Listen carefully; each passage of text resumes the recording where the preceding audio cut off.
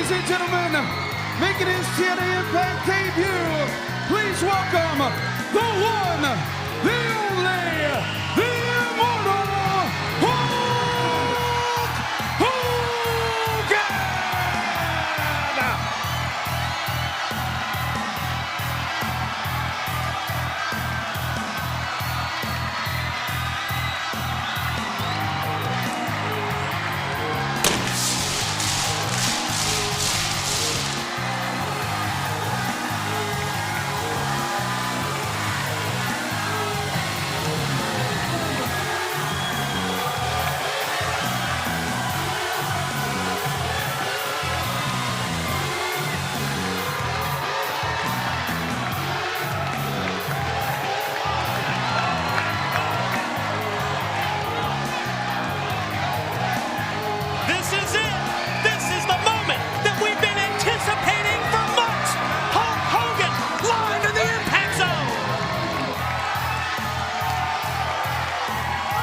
The most illustrious name ever in the storied history of our industry, the legendary Hulk Hogan, has arrived in TNA.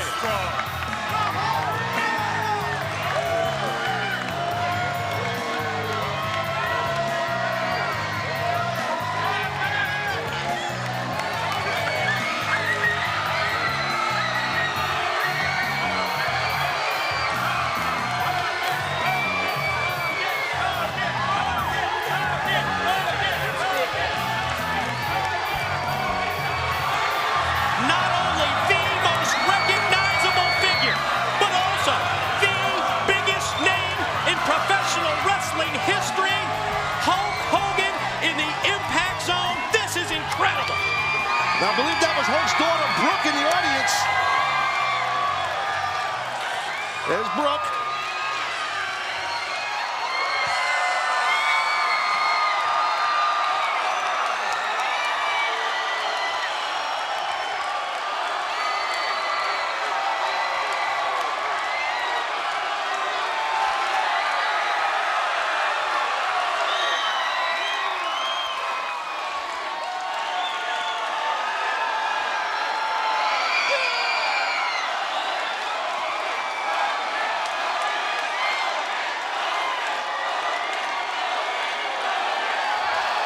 You know, words cannot do this reaction and this moment justice.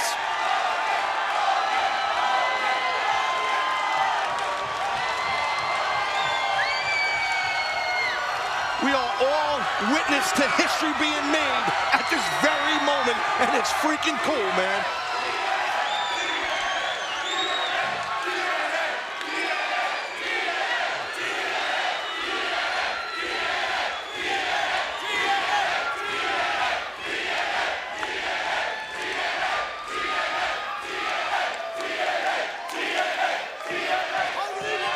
What's up, TNA Maniacs?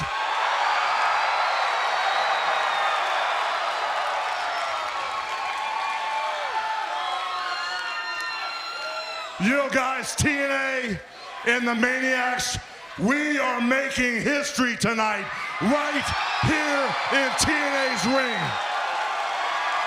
There is so much talent in the back, so many young guys that are running so hard. And yes, guys, there's a lot of old faces in the back that are ready to gear up. TNA is going to be the #1 company in the world.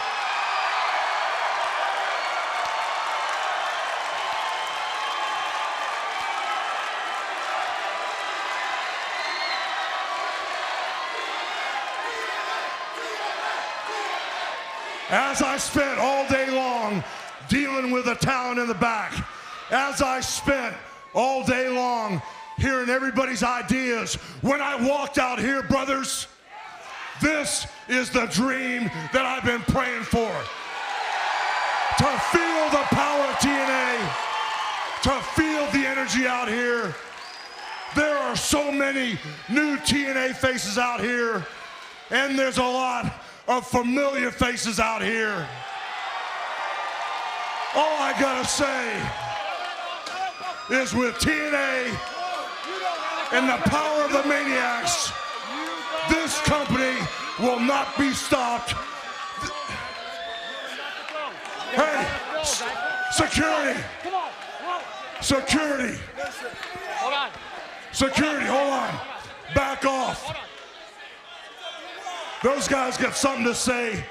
Somebody give them a mic. Bring them in the ring.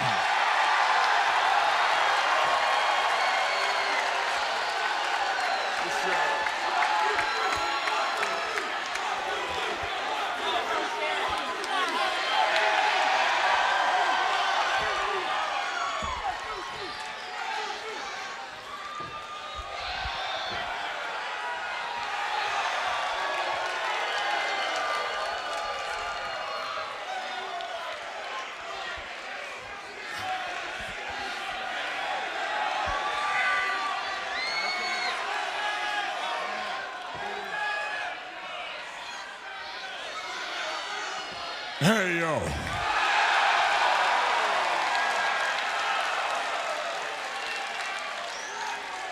Guys, you know I'm all about the party.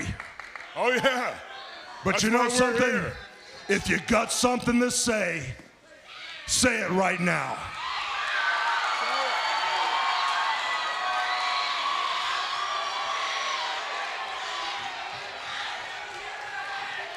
Say hello to the bad guy.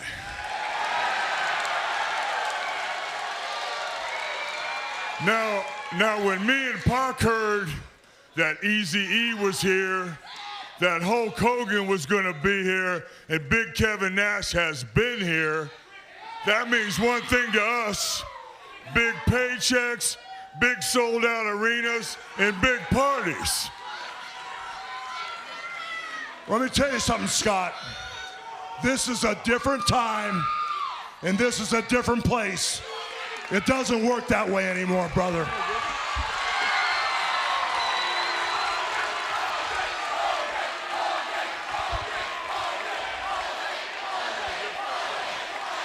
Hey, you see, that's where you're wrong.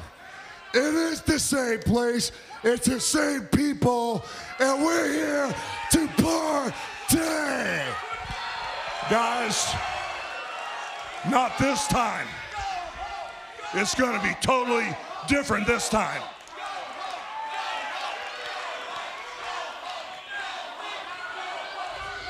Let me get this right, Hulkster.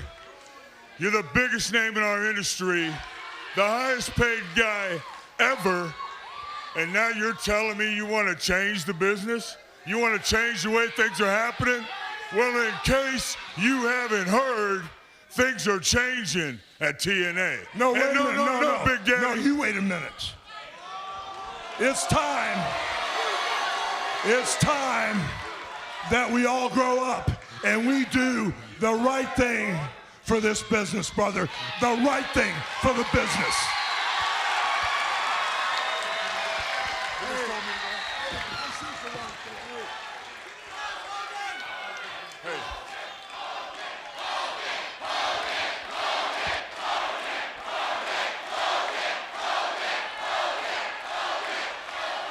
You're right.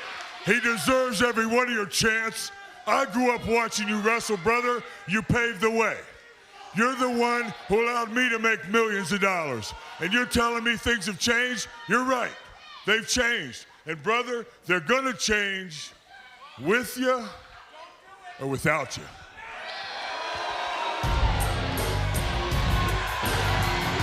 Pretty strong statements by Scott Hall, huh?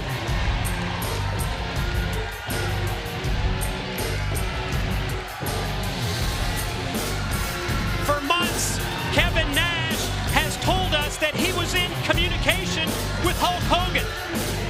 Taz, think of the history that Kevin Nash, Scott Hall, and Sean Waltman all have with Hulk Hogan. It's a storied history, huge history, in that very ring at this very moment.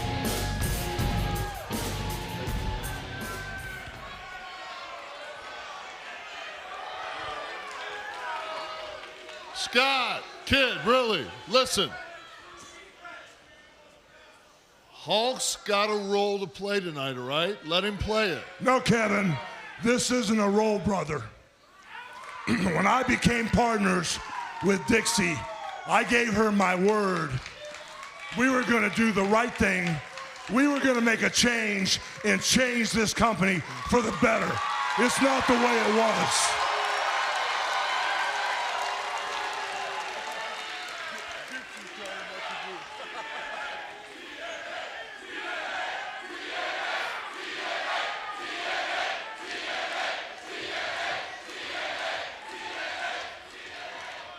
Well, you know, I've been talking to her for 5-6 weeks on the phone now, and that's not exactly the conversation we've been having. I'm just curious, when the hell did you turn so corporate? You know something, Big Kev? It's not about turning corporate. Oh, no, yeah. You guys are my brothers for life. But you guys need to do this for real. It's a different time.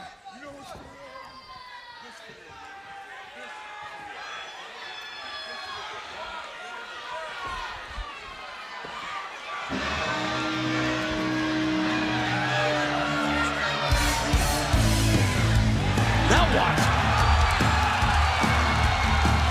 Oh boy, that's Eric Bischoff. Scott Hall made mention of Easy E, and here is Eric Bischoff.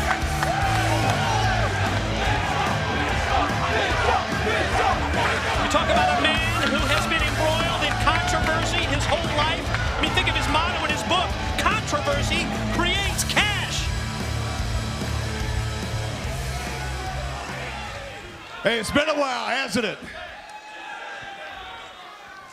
Brings back memories, doesn't it? I mean, look around you. In this ring right now are the guys that reinvented this business. We took on the 800-pound gorilla and we put him in a little monkey cage and we spanked him. And in the process, we changed this business forever.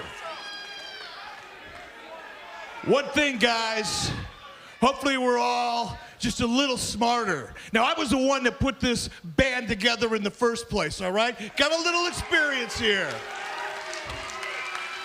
But one thing I learned, and I've got the scar tissue to prove it, is that it's all about communication, guys, all right? And I think there's been a serious breakdown of communication, all right? Well, then please, Eric, explain it to us. I will. See, here's the deal. What Hulkster's trying to tell you is everybody has got to earn their position in this company.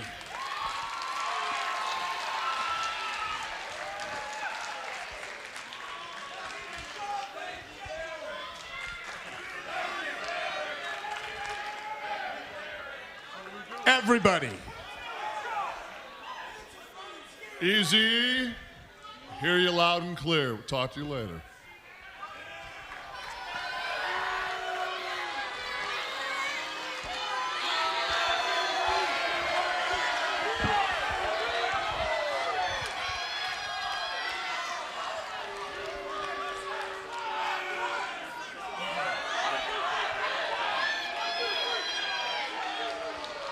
Like we said, at TNA, everybody has to earn their spot here.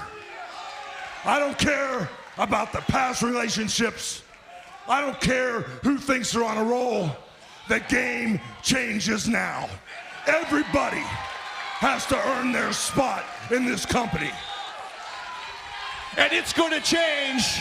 The team of Hogan and Bischoff have done it before, and I'm damn well sure we can do it in TNA, because there's a whole lot of talent, great talent in the back, and there's a whole lot of heart in this company, and we're going to take it to the very top. But I can assure you, things are going to change. I don't care if you're the damn janitor. I don't care if you're the world heavyweight champion. I don't care if you're the cameraman. everybody is going to be under a microscope. And the change starts tonight. From the moment we got here, we started shuffling the deck. Things aren't going to change until we conquer, become the #1 sports entertainment company in the world, and the change will keep on going until we're on top of the mountain.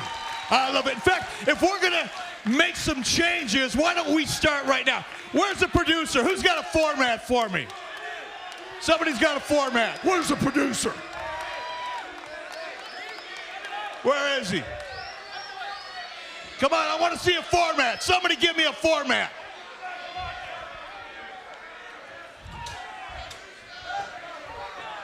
All right, this is what we thought, or I should say, you thought you were going to do tonight. We had a chance to look this over a little earlier, and hey, there's nothing wrong with this at all. I mean, you get an A for effort, but like the Hulkster says, we're starting over. That's what you thought you were going to do. Here, little lady,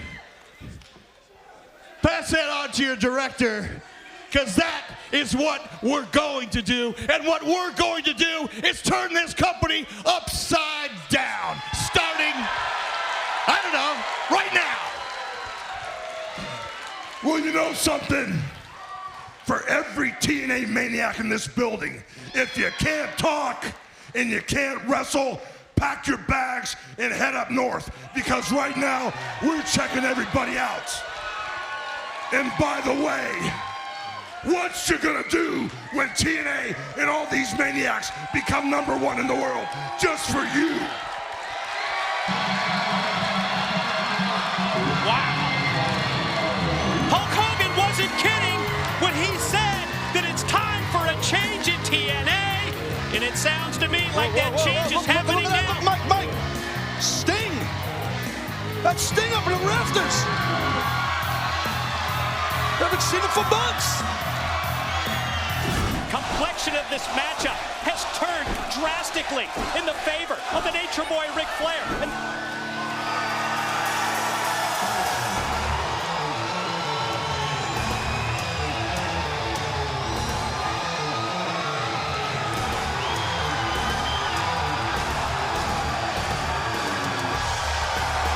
there he is, the return of the icon Sting.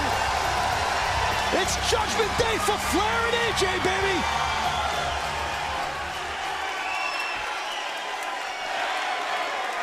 Sting staring down Ric Flair and AJ Styles.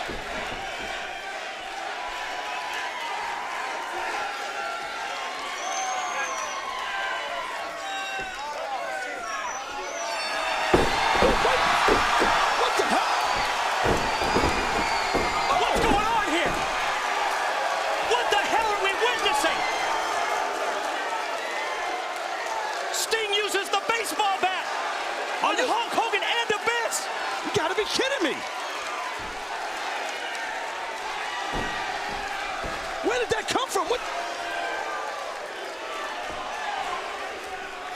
Watch out, AJ has got a steel chair, and Sting drives the baseball bat into Abyss, and then Styles cracks him over the head. Good God, what a sickening thud.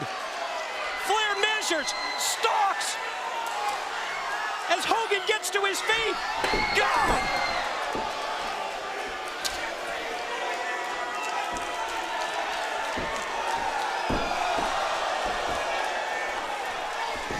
I'm speechless. Sting just shocked the world out here. And now the violent beatdown by our champion AJ Styles and Ric Flair is... And Hulk Hogan has been busted wide open. Oh! We got to get some control out here. Sting just shocked everyone, my God. That's Brooke Hogan, Hulk's daughter. She's... And Ted, Hey, that's bad here. Oh. Judging by the reaction, I think that AJ Styles and Ric Flair, they were equally surprised. Oh, man. But they're not afraid to first join in with Sting and then continue this violent, this vicious vicious, this brutal beatdown. God, look at the blood. Well, there's Sting, and I'd love to get some answers from what the heck's going through this man's mind.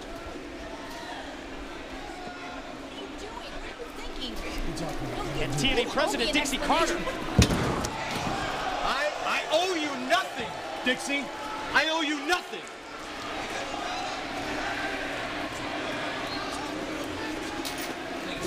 You know something, Stinger? You can fool some of the people some of the time, but me, the Hulkster, I've been around too long to fool me anytime, brother. I know who you are. I know what you're all about. So why don't you just let me in on this brand new change? What makes you tick, Stinger?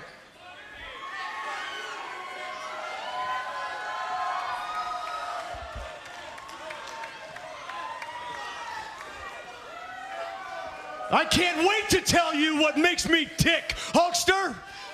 It's TNA, total non-stop action. That's what makes me tick.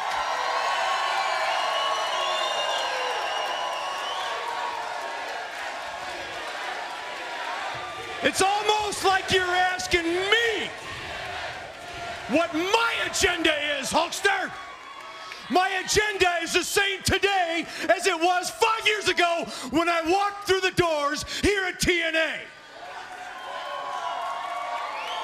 And that is to give back to the sport of wrestling that I love so much. Especially to TNA, because I love this brand, TNA.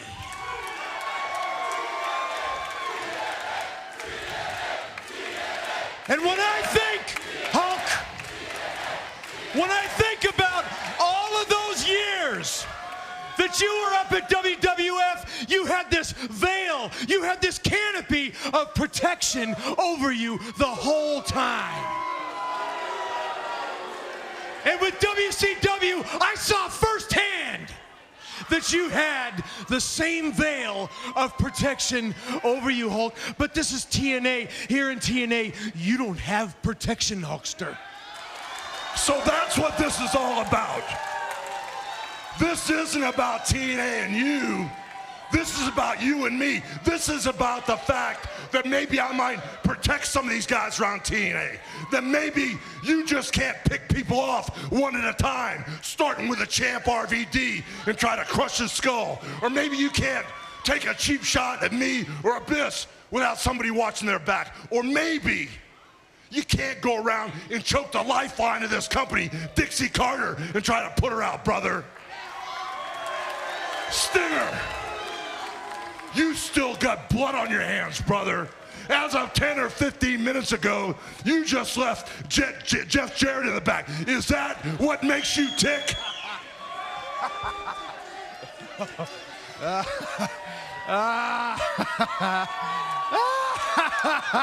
I always said you were one of the best chess players of all time, Hulkster. You want to play chess? You want to play games? It's your move. It's your move, Hulkster.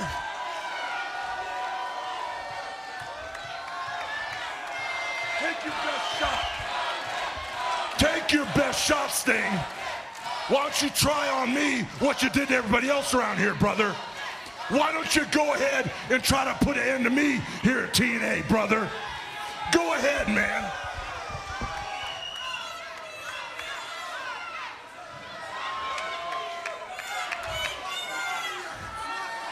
Take your best shot, brother. Steve, I'm going to ask you to do something right now. I'm going to ask you to take those glasses off, because not only do I want you to hear what I'm having to say tonight, I want to be able to look in your eyes and feel and know that you feel what I'm saying.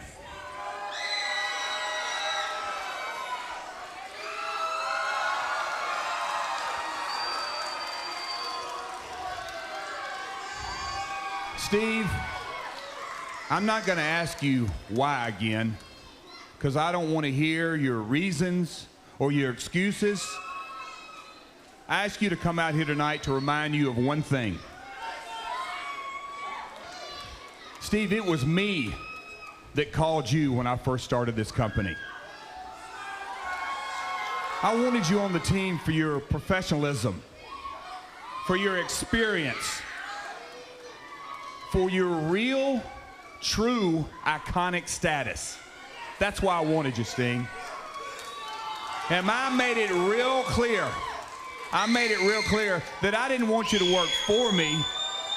I wanted you to work with me.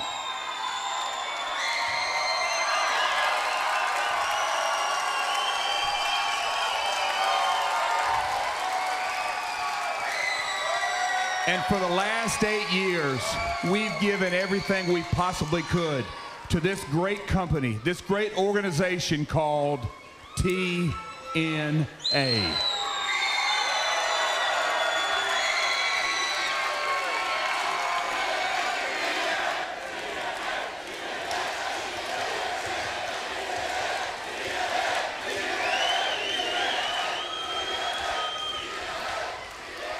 And Sting, even though we hadn't always been on the same side of the fence, every time our careers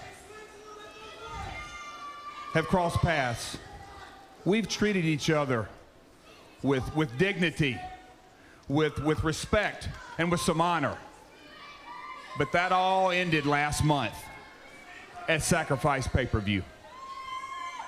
That wasn't a wrestling match, Sting. No, you were hell-bent on ending my career. You were hell-bent, maybe not you, but the demons inside of you that got you possessed. You were hell-bent on destroying my livelihood. Sting, you damn sure know that you wanted to make sure you destroyed everything I'm about and how I provide for my family.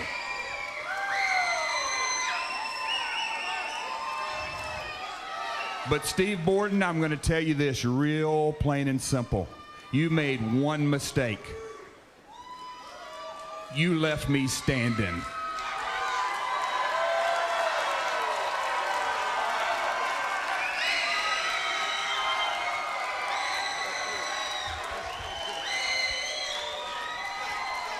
You think this is funny?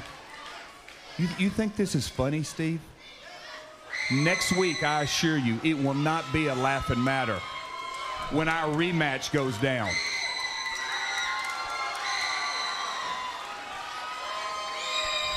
You know what?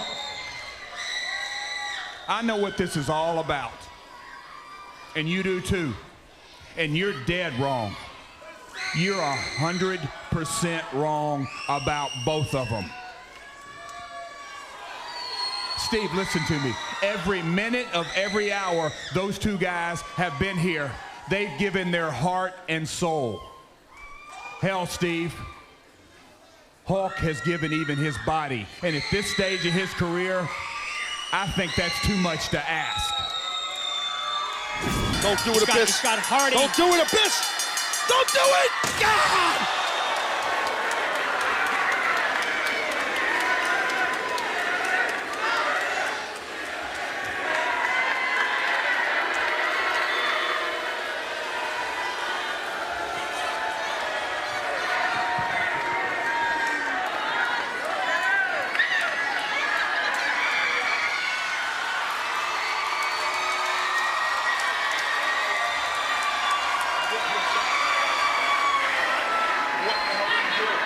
What's that all about? What is wrong with you?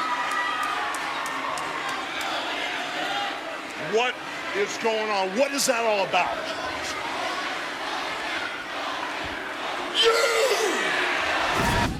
What I did last week and what I will continue to do, I am doing for one reason.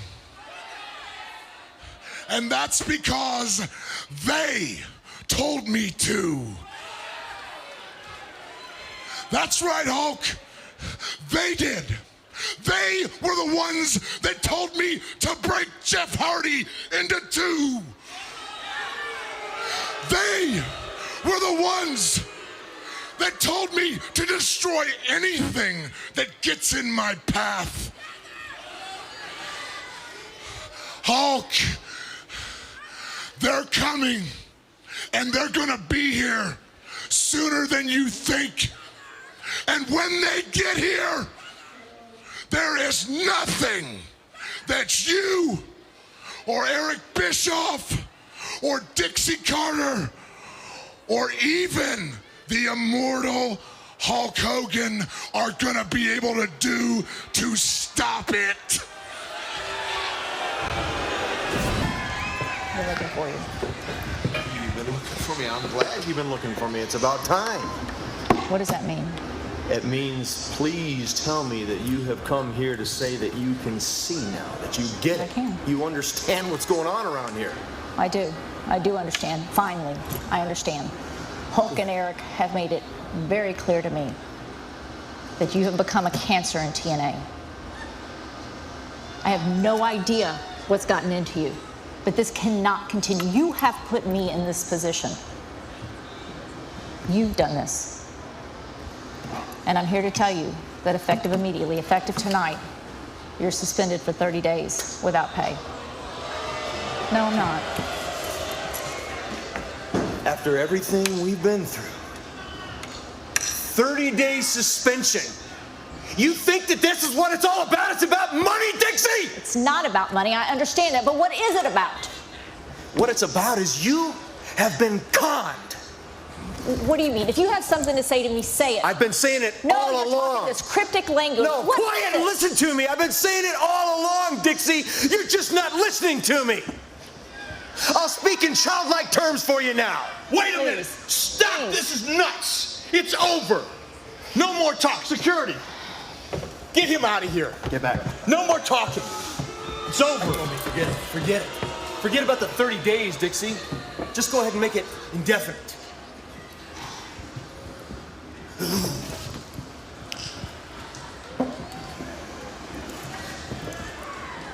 Dixie, listen to me. He's dangerous, all right? You need protection. This is not going to end. From this point forward, you need a bodyguard. You need someone with you 24/7. He's out of control, and this cancer is not going away that easy. All right? Stop it. I'll stop in a second. Come right here. I'm doing, you know what? Let go of me. Let go of me. Get in there. Get in there. Get in there. Back up. Back up.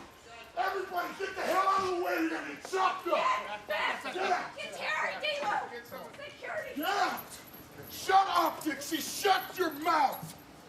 Cry for me, Dixie. Come on. Come on, baby. Got a big message from them for you, my dear. Shut up. I don't care. I was there when your children were born. I was there when your children were born. You glutton. Look at you. Come on. Shut your mouth. Come on. Shut up. What are you taking me? Stop it! I'm taking you Stop! where they have instructed me to take you. Stop, please! I'm not stopping. I'm just getting started. Come on. Give me a tear, Dixie. Stop! Come on. Give me a Help! tear. Call somebody! Call somebody! Shut up. Get somebody! Back off. Stop! Chris! Please, Chris! Get back. Get back. Stop! Please. Get Bernadette, back. call security! I will slice anybody that gets away. Bernadette! Get back. Get back. Get back. Get out of here. Oh, come on. And ladies and gentlemen, as we open tonight's live impact, our TNA cameras brought our attention to that serious situation as Abyss has abducted our TNA president, Dixie Carter. This is disgusting. What the hell is going on? What is a bitch doing here? We need to get help. Come here. Come here. Come here. Can you smell it, Dixie? It's the smell of power and control. It's the power. It's the smell of TNA after this second night. Shut your mouth. For months I prophesized about their imminent arrival. And in 3 days, on 10, they will arrive. And they will take total control of TNA. And Dixie, you are gone. That's right. Dixie's All that horrified, Mike. power, She's terrified. gone. All the control, gone. Look up around you. Look at all this. And for months, we've All heard the Abyss millions tell you us spent. that they are behind his out of control, his most violent behavior. importantly, And obviously, the they silver spoon are in your behind mouth this abduction of is Dixie gone. Carter. You know what, Dixie? Come here, come here. They wanted me to ask you one last question before Sunday. And that is, do you prefer Janice or Bob? Which one is it, Dixie? Which one is it? You want Janice? You want Bob? And finally, we get security. That's Gunner and Murphy, joined by Eric Bischoff. Get back, come on, Abyss. Get back, Bischoff. Come on. Get back. Back off. Back off. Back off. Come on. I'm gonna slice her up. Back off. I'm gonna slice her up. Calm down. I am not playing around. Back up. Everything you want to do. Back off.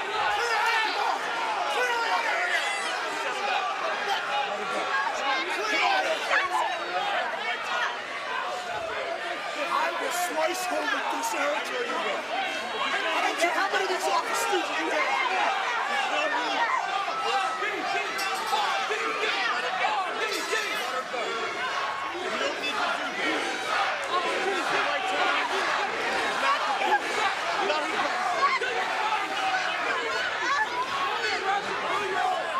Just let her go. Come on, Vince. You got a grievance? We'll figure it out, all right? Come here! Abyss? Back off! Get them back off! Back off! They're not doing anything! It's fine. I'll let her out. They're not going to do anything. Let her go. Just let her go. Back off, guys! Back off!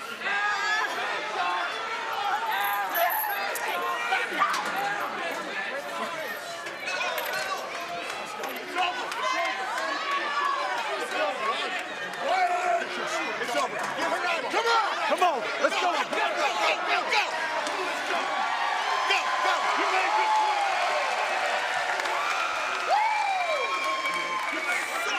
It's over. It's over.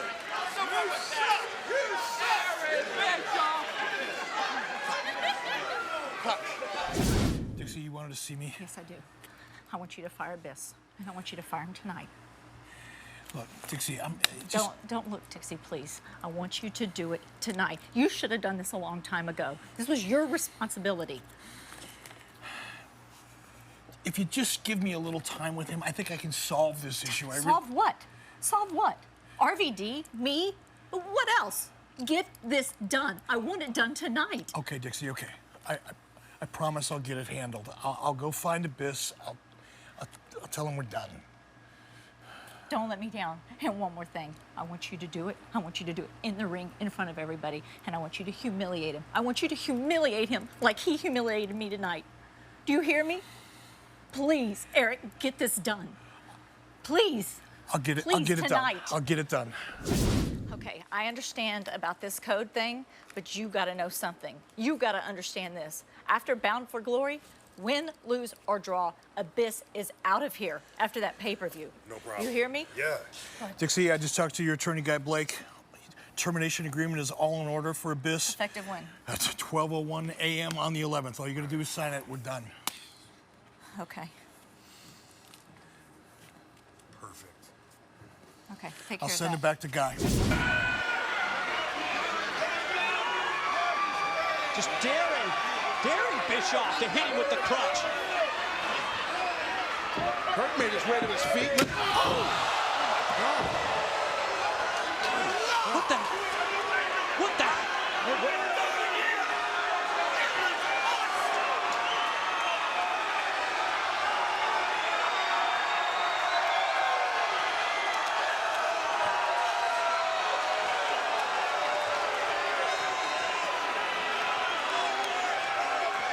Wait a minute, Mike.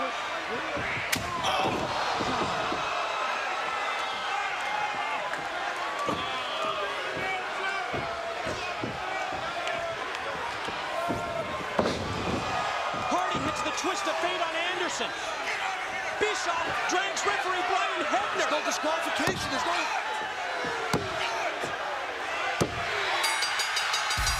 Ladies and gentlemen, the winner of the match and new TNA Heavyweight Champion of the World, Jeff Hardy! Look at Dixie Carter. She's as confused as everybody else. What the hell have we just seen here from Jeff Hardy? Ladies and gentlemen, the new World Heavyweight Champion, Jeff Hardy!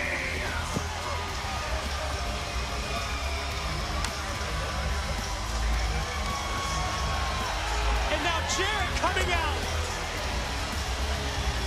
Well, Jarrett. TNA fans here in Daytona just incensed at what they've witnessed. Pelting the ring with garbage. Pelting the ring with trash. I don't believe what we've witnessed from Jeff Hardy. We hear all this crap about Jeff Hardy. Jeff Hardy being a role model. Role model my ass. Oh, you know what? My dog, at the end of the day, he's the new world champion. That's what it's about. Like it or not, he's the new champion, man. I mean, sure, obviously there's something. What the hell is going on here? And a big, Van Dam. holding up. Wait, hold on, Mike. It's Van Dam. He's... What are you doing? What are you doing? Brother.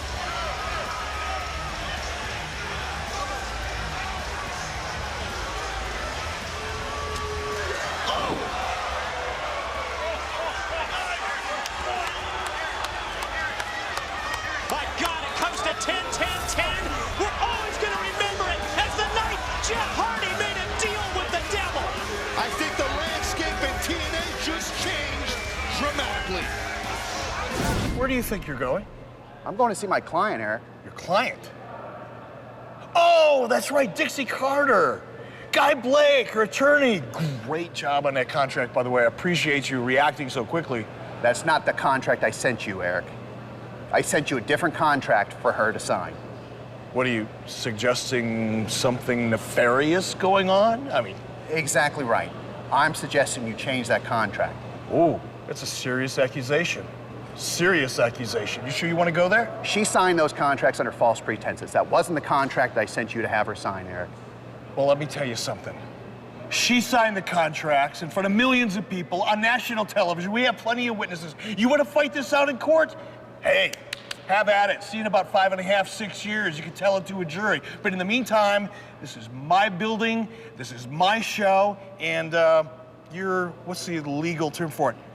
Yeah, you're trespassing. So get the hell out of here, or I'm going to have you thrown out. This isn't over. You haven't seen the last of me, Eric. This isn't over. Great work, by the way. Great work.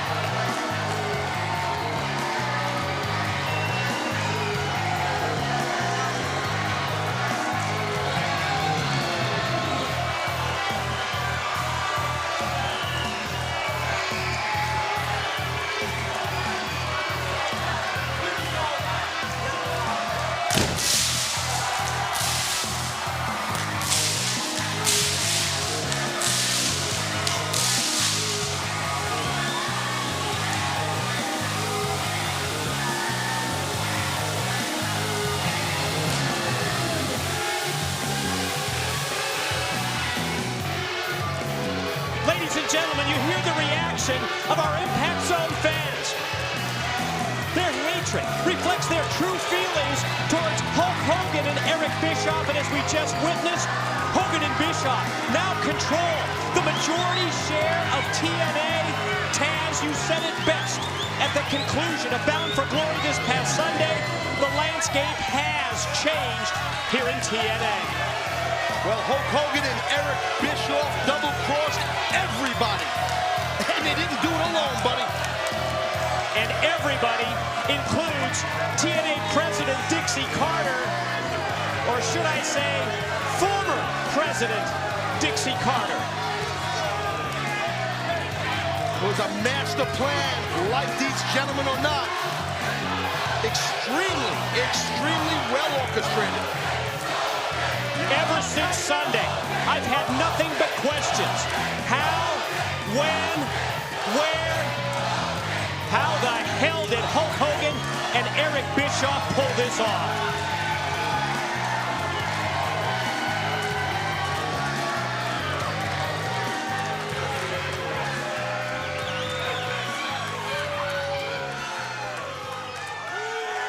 Ladies and gentlemen, allow me the privilege and the honor of introducing to you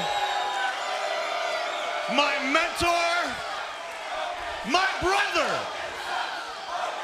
and the man that made this industry famous, none other than Hulk Hogan! Where's that no-good Dixie Carter at?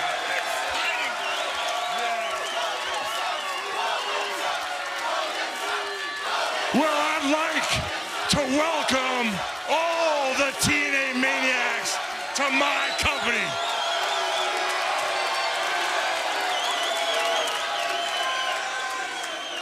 You know, Eric and I decided enough of the gaga. It was time to take what was ours. Where's she hiding at, man?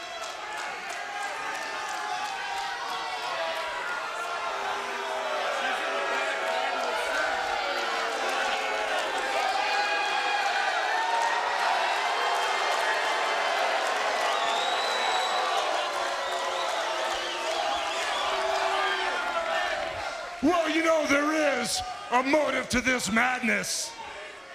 We tried to do it the easy way, but no. Dixie didn't want to do it the easy way.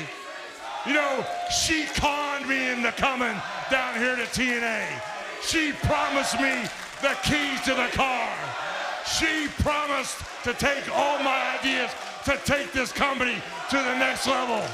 But no, Eric, Dixie didn't want to do it the easy way. So I just took and just grabbed everything that was promised to me, and I made it ours, brother. This is now a company of Hollywood Hogan's Immortals, brother, because with us at the helm, Eric, this company is gonna live forever. I love it. It's got a hell of a ring to it, partner. And you know, what we did normally in the business world would be considered a hostile takeover. But in this case, not so much of a hostile takeover as it was a work of art. You know, Rembrandt, Monet couldn't conceive a piece of art as beautiful as what we did. And you know what? Most people didn't really see it coming, didn't have a clue. In fact, most of the people in this company were like deer in the headlights. So why don't we kind of walk them through this master plan, because nobody saw it coming. And it all started with Abyss. Remember Abyss? People couldn't understand why Abyss, who Hulk Hogan took under his wing, cared for him so much, he gave him his Hall of Fame ring and passed the torch to Abyss. And shortly thereafter, my God, Abyss turned on Hulk Hogan.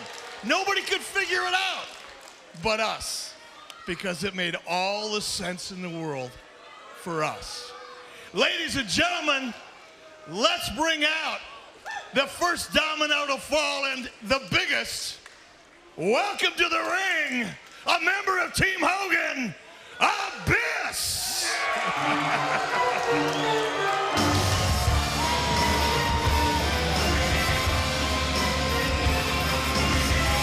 For months, all we heard about was how they control the actions of Abyss, how they are going to take over on 10, 10, 10 at Bound for Glory. We just never realized just how important a piece of the puzzle Abyss really was. Well, obviously Abyss has not been fired. The pink slip that Dixie Carter signed last week wasn't a pink slip.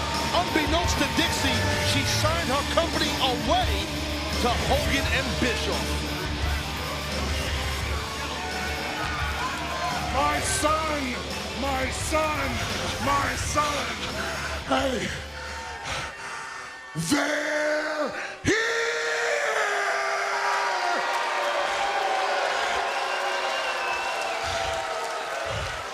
That's right.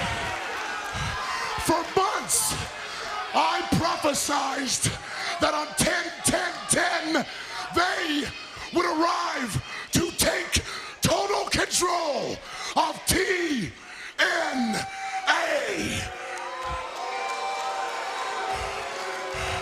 And all of these ignorant sheep in the impact zone and at home and back there did not believe me. Well, believe this. We are in control of TNA. Hulk, Eric, I am your soldier, and I follow your orders. And I will destroy anything or anyone who stands in our way. My son, it is your destiny. Now that you are mine, you will live forever because you are immortal, Abyss. Yes, sir, Hulk. Yes, sir. And now, we couldn't have done it without another individual that I've come to know and love as one of us.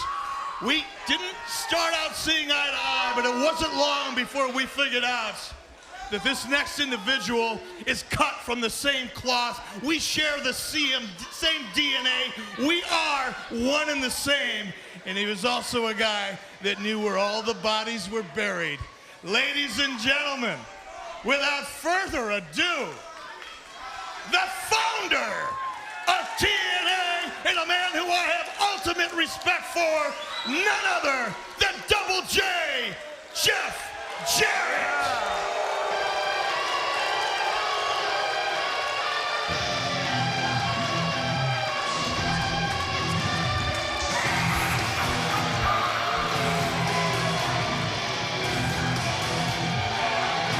To me, the most disappointing aspect of the Hogan-Bischoff master plan, the actions of this man, Jeff Jarrett. I have watched Jarrett work hand in hand with Dixie Carter for the past 8 years to make this organization a success. Hey, Jarrett didn't just blindside Dixie. How do you think Samoa Joe feels? Jarrett threw Joe to the wolves at Bound for Glory. Oh, give me a big old hug. Genius.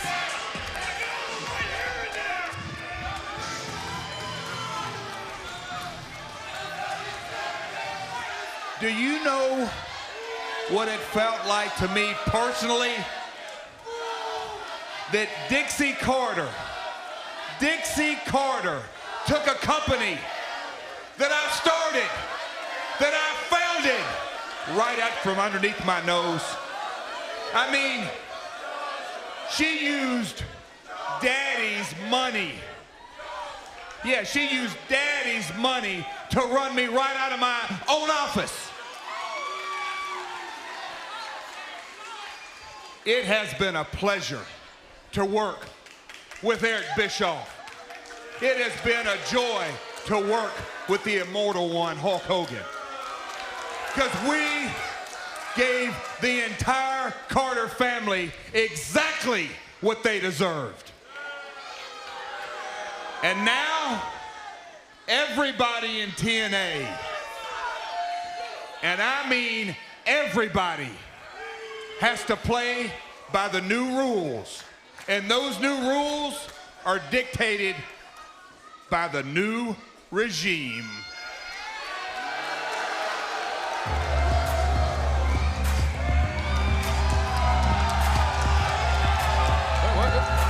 Fortune.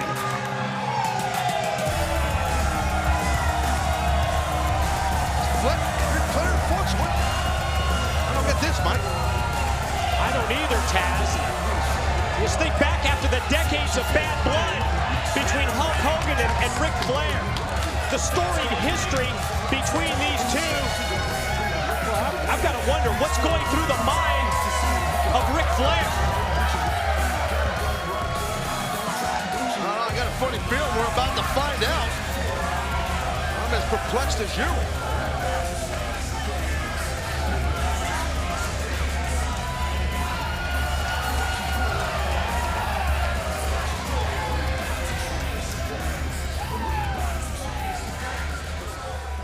I know that in your absence, you probably ain't been watching the show, but word of mouth should have told you this company is run by fortune.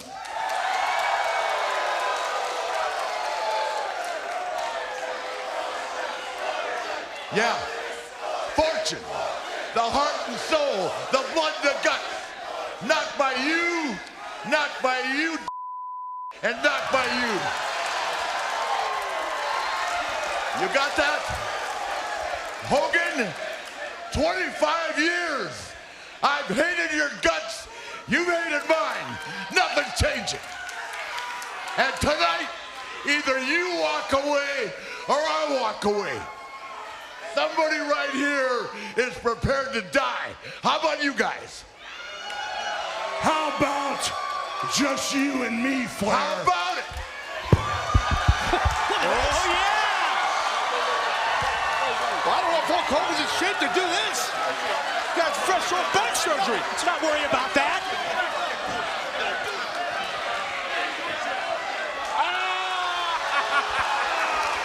Oh, come on.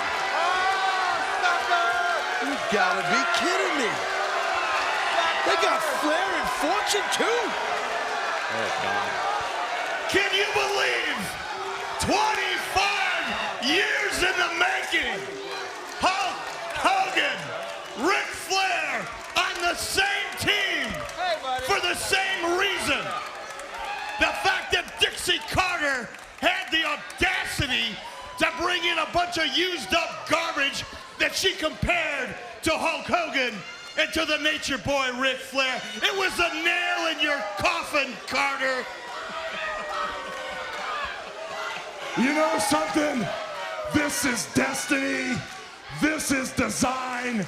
But in the master plan, Eric, the greatest wrestler of all times, Ric Flair, was meant to be, had to be, and was destined to make this plan work, brother. I swear to God, I'm gonna get up every day loving you more than I've ever loved anything, brother.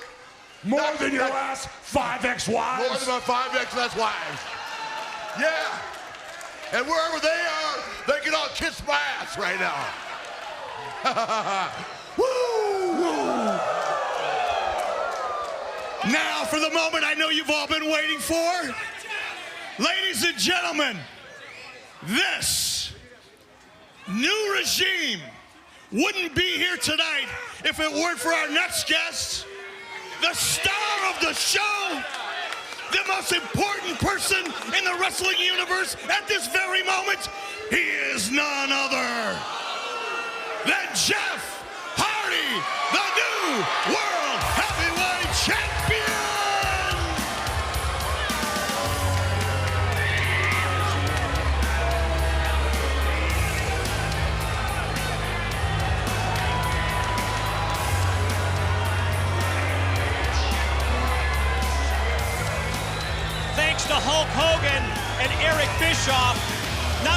Jeff Hardy become the new TNA World Heavyweight Champion at Bound for Glory.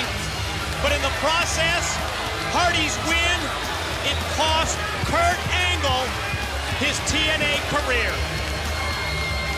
Well, Jeff Hardy committing the ultimate betrayal.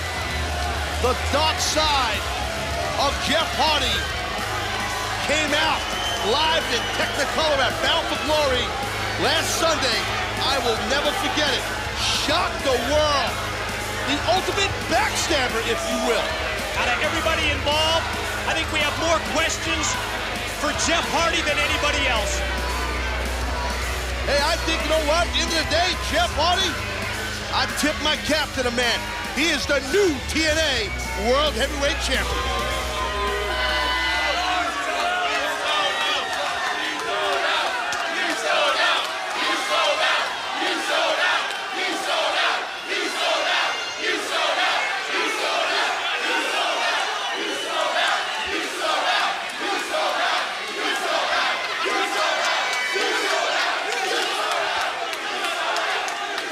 First of all, I didn't sell out, I sold in.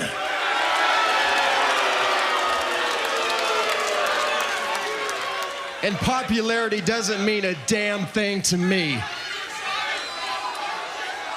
I blame you, I blame the people, I blame the cheers for my pain. I blame your greed for my anger. All the years I've destroyed myself for you, for what? Herniated disc and pinched nerves? Nah. These men care more about me than that. They care about my well-being, my future. And RED, he's just like an asshole I know that never admits he's an ass kisser. Just another politician. Never played that game, never will.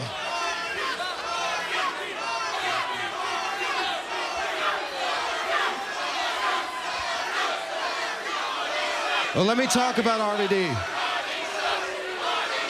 I guess the whole effing show is wondering what the whole effing deal is. I'm the whole effing reason Abyss destroyed you, Rob. Because in order for this moment, you had to be removed. And with that said, the greatness that stands before you, we are immortal. And we live forever.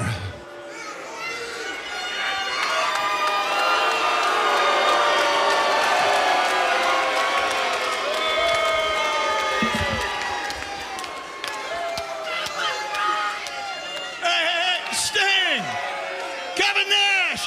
Hey, guys, the party's in here in the ring! Come on down! Join up. You don't want to sit back there like a couple of wallflowers. Come on down, man. Join the party. We still love you. Come on, guys. Seriously. Let's complete the picture. Come on. Hey, guys, let bygones be bygones. Forgive and forget. There's more room at the table, guys. We got 2 more empty seats. This is the future.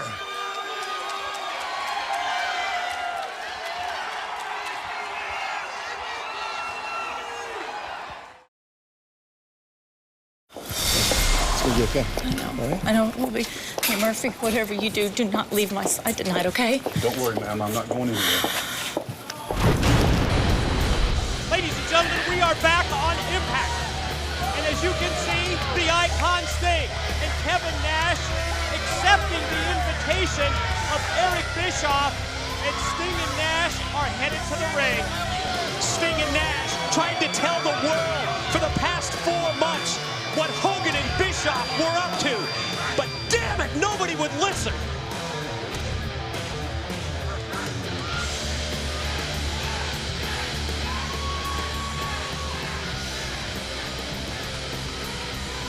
Sting, Kevin, look, guys, I know this is a little over the top, and I know it probably seems like we're gloating a little bit, getting a little caught up in a moment, but in all seriousness, this is a company, this is a business, this is about money. After everything we've all been through, and we've been down this road before, everybody in this ring is willing to put it behind us. It's a whole new day. We want you two guys on the team. We need you two guys on the team. And we want you to know you're more than welcome to join us.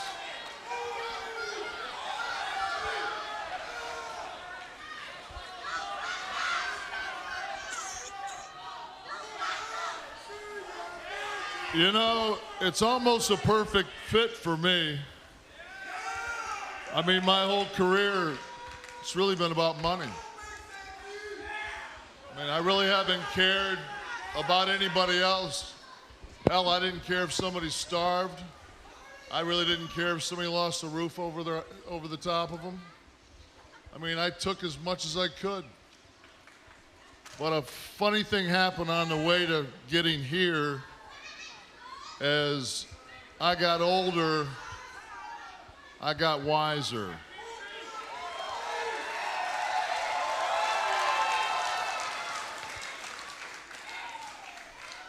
You know, the Bible says that gray hair is a sign of wisdom.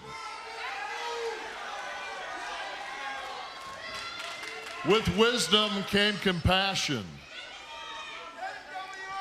Those guys in the back that I would have took every dollar from in the past, they're my friends.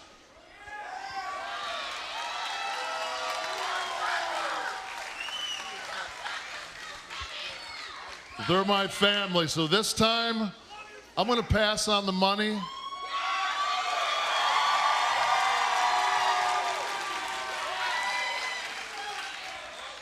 I want nothing to do with you guys. If you guys want to run this company to ground, you can do it without me.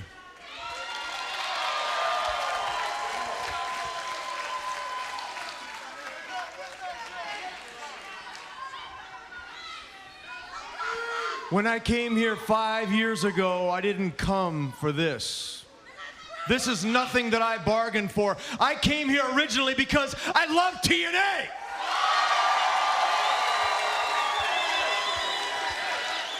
Years later, I wouldn't have sacrificed this old body as much as I have unless I loved TNA.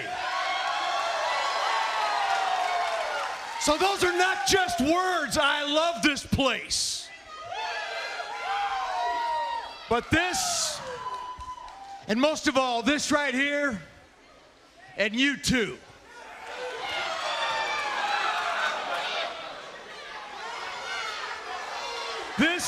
This is called a no-win situation, and I'm not going to repeat history once again. The answer is no.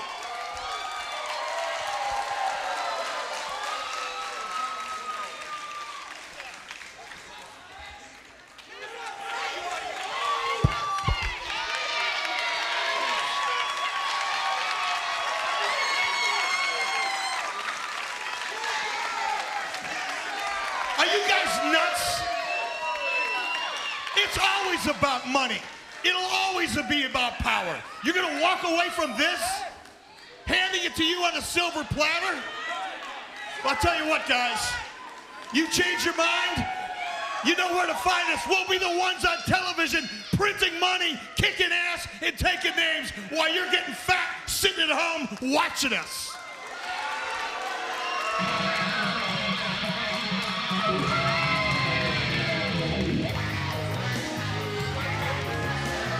Okay, we're in your office now. What's your answer? What's your answer? Tell me to my face. Did you do this on purpose? Did you intentionally try to screw me? Eric, stop it! God dang it. Did you answer me? Let me tell you something, Dixie. You want me to look you in the eye? Yes. You want me to look you in the eye and give you the answer? Yes. Yes, I screwed you out of your company. Why? Don't you get it, Dixie? No, why? From day one, you said I'd be the happiest I've ever been. Yes. You said we'd change the wrestling business and take it to another level. Every single person I ever worked with, when Hogan calls, we talk. When Hogan calls, they answer the phone. We talked all the time. Time and time again, Dixie. I tried to get to you. You're making excuses because this is your ego. This is day one. This is day one. And I fulfilled all of 30 my years in this promises. business, Dixie. Oh, come on. And you play with that computer and play with that. I am running a company. I gave you the job. Don't you forget it. Dixie. No. Oh, you just shut up. Just shut Headlights. up. Shut up. You're not running a company anymore, You are not Dixie. getting away with this. This is my company. You wanted the wheel. It's your fault. It is your fault. What? You sold me a bill of goods and you sold me. I felt you to change, but I never trusted you. I never trusted you for a second. Dixie, this is my company. It's not You're your in company. my office. It'll never be your company over my dead body. Yes, Eric, over my dead body. You little smug shit. You know something, Dixie? I've had enough. I've had enough. Well, you know what? I've had enough too. Guys, Gunnar Murphy, I want you out of here. This is over.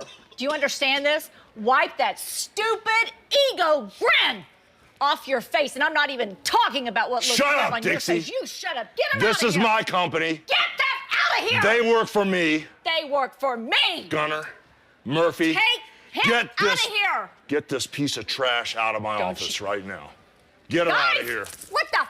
What are I you never doing? want to see her. Let go of me. Get that piece of garbage out of here. Don't stop. You are good. Not. You're the last of me. What's going on? Down, Sarge.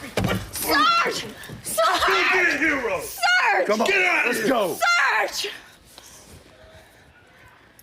I've got a little surprise for our main man, the champ. What is it? What's the surprise?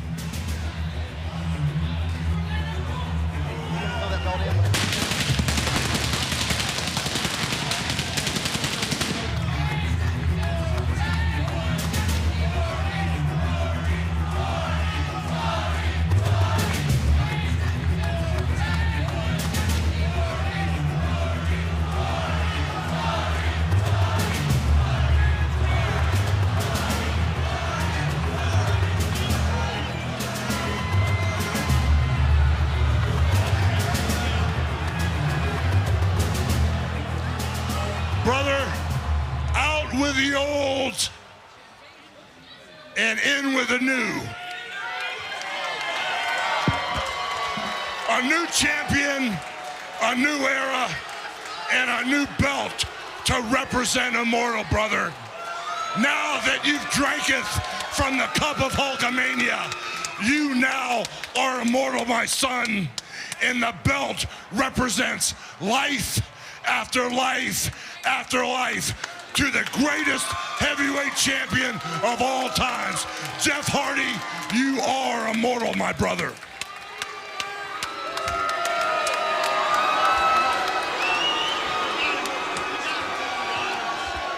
Oh, excuse me, Mr. Bischoff. I'm not used to taking out the trash, but in this case, Dixie Carter and her whole old TNA company are represented by that belt.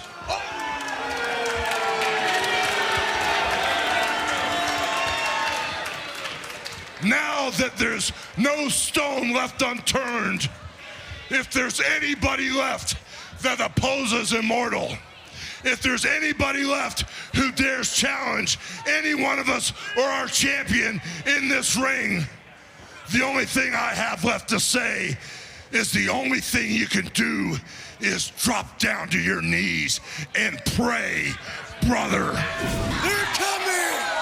They're coming! What are you talking about? We're already here! Who's coming? You're gonna be coming tonight, brother.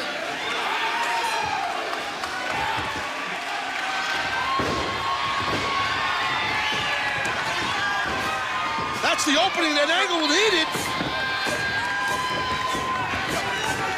We're taking advantage of that distraction by Crimson, who... What the hell did he do to Abyss, Crimson?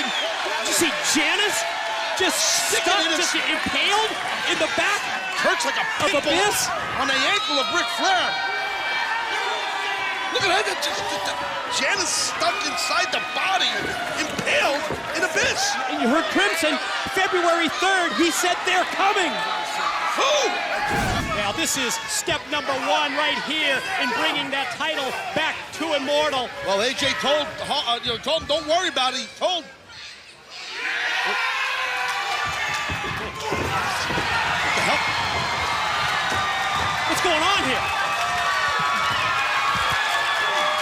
Look behind you, Jeff. Oh! Fortunes, Robert Roode just decked Jeff Hardy with a clothesline. AJ Styles. No way. What? Did a Styles pass Jeff Hardy? What the hell is this? Oh my God, Mike, look at this. God, AJ Styles. He just hit the Styles Clash.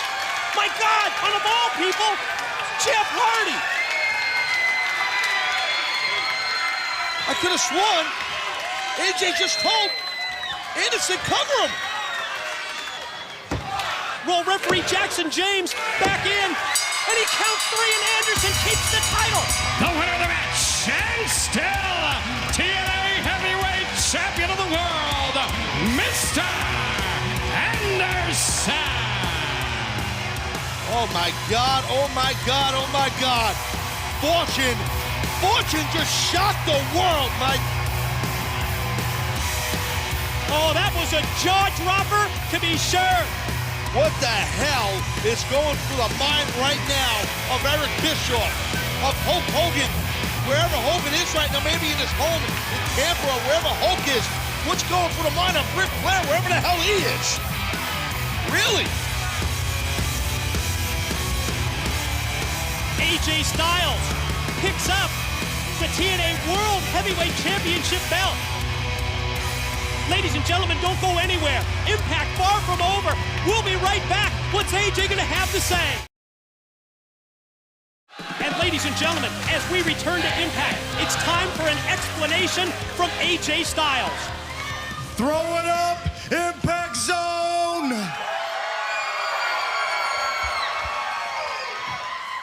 Look what we've got here. Look what we have got here. I told you, Bischoff, that AJ Styles, Fortune, were not taking a back seat to anyone. You brought this all on yourself. All on your face, all on your head, all on your bed, all of your home, wherever it is that you lay, it's on you. This is Fortune, and this is our home.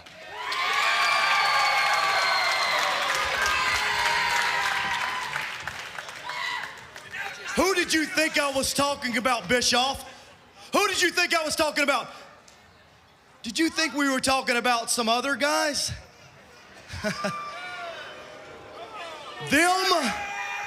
Them is us. You ungrateful son of a bitch. Bastard! You bastard! You inbred, hillbilly, punk ass, nothing happening. You 4 people, you 4 punks. You amounted to nothing before Hulk Hogan and Eric Bischoff got here. Nothing. You weren't worth the crap it would take to fertilize your grave until we made you something. And now this is how you repay us? This is how you repay them? Hold on. What are you so pissed off about? Are you so pissed off that we saw through your smoke and mirrors your lies, you stupid bastard? Smoke and mirrors? Smoke and mirrors? I've forgotten more success than you've ever been associated with, you punk-ass midget. $1 billion company out of business. And I'm gonna run you out of business. And you came here to TNA to try to do the same, and it's not gonna happen. And it all started when you and Hogan stepped into TNA. You started spending money, you started changing things, and you were hiring guys that didn't deserve to be in wrestling in the first place.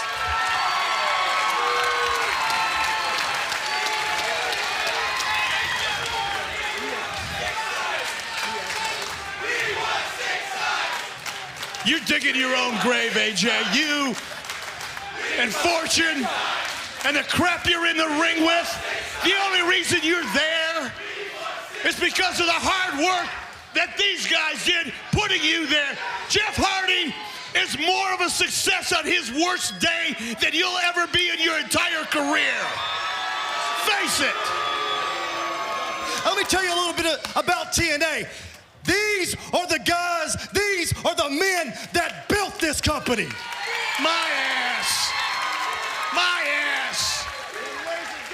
You guys were nothing until Hulk Hogan and Eric Bischoff got here. And you won't be anything unless you're associated with us. So let me tell you something. Let me tell you to mark a date on your calendar, AJ. March 3rd. I just got the call. Yeah, we got a little bit of a delay in the court hearing thanks to Dixie Carter and her punk-ass attorneys.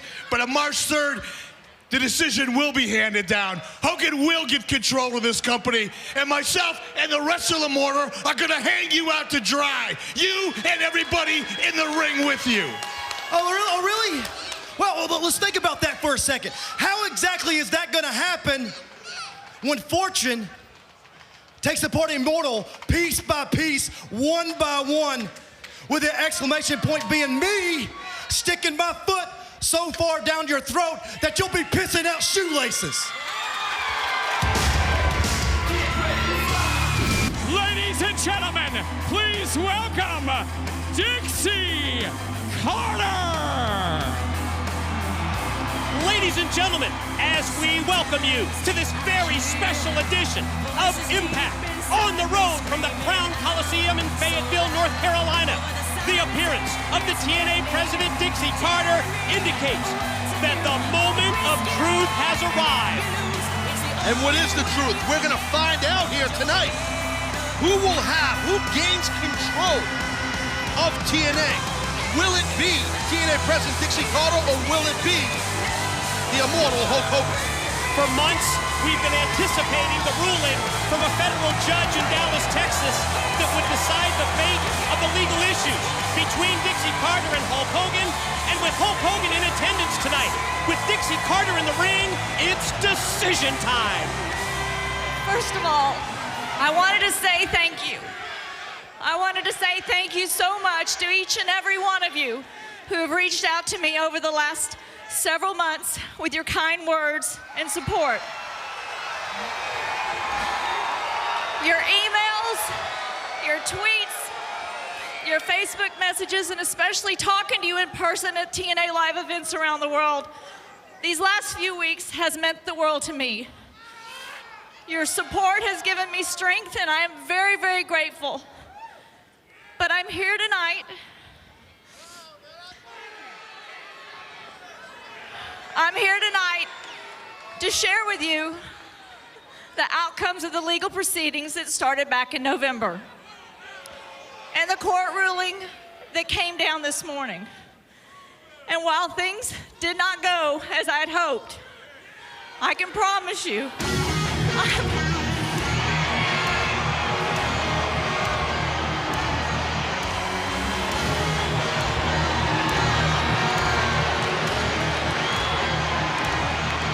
I got to tell you, Mike, Dixie's disposition, it doesn't seem like it's like the ruling went Dixie's way. That's just my observation here.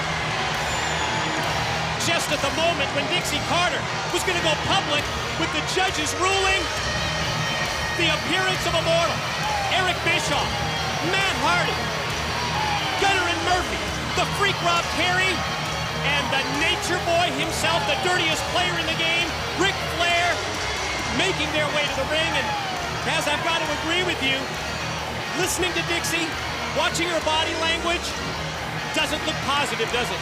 Oh, look at Eric Bischoff's, his disposition, his body language. He's kind of mocking and poking fun at Dixie. Dixie, when we agreed earlier today to let you come out here and say goodbye to all of your fans, that didn't mean we wanted you to come out here and try to do your PR spin and spread your Dixie dust around and try to Twitter your way out of the reality of the fact. See, we're very busy guys, and we got a lot to do tonight, and quite frankly, our time is more valuable than that. So before we see you go, I just want to say, Dixie, I respect you. I do. I've learned so much from you. I can't begin to tell you. And even though I know you're a woman in a man's world, you have one massive set of balls.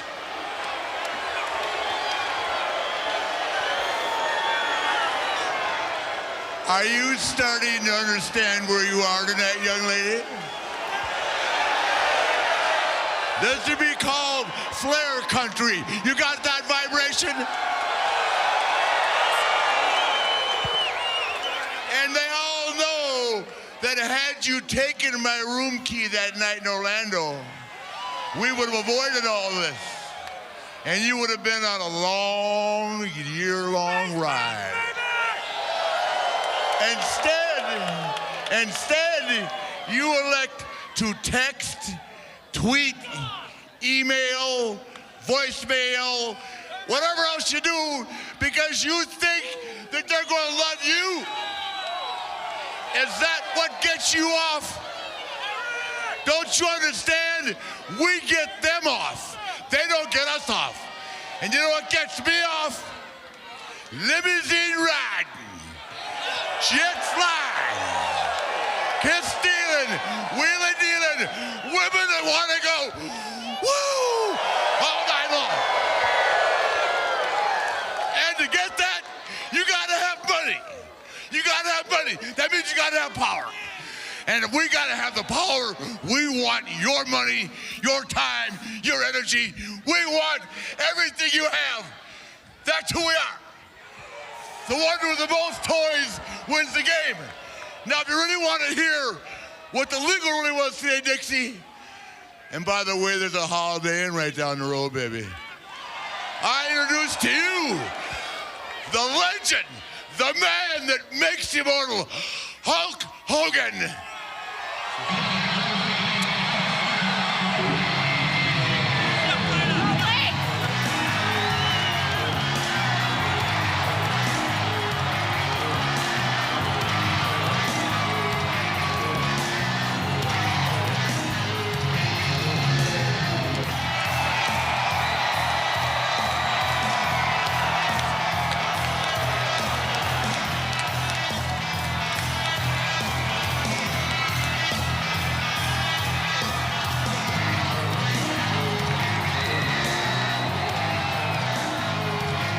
From the day that Hulk Hogan arrived in TNA, under the pretense of partnering with Dixie Carter, it was really all about gaining control. Hulk Hogan, Eric Bischoff, Ric Flair, and Immortal, they are power hungry, they always have been, and they always will be. Well, you better get used to it, my friend, because it seems like they, meaning Immortal, Eric Bischoff, Ric Flair, and Hulk Hogan. It's pretty obvious. I don't personally need to hear the ruling. I think the judge in Texas went towards Hulk Hogan. My opinion, it seems like he's the man in charge. You know something, maniacs? Maybe I'm all amped up because the electricity in this building, or maybe my adrenal glands are pumping so fast that I'm not thinking straight.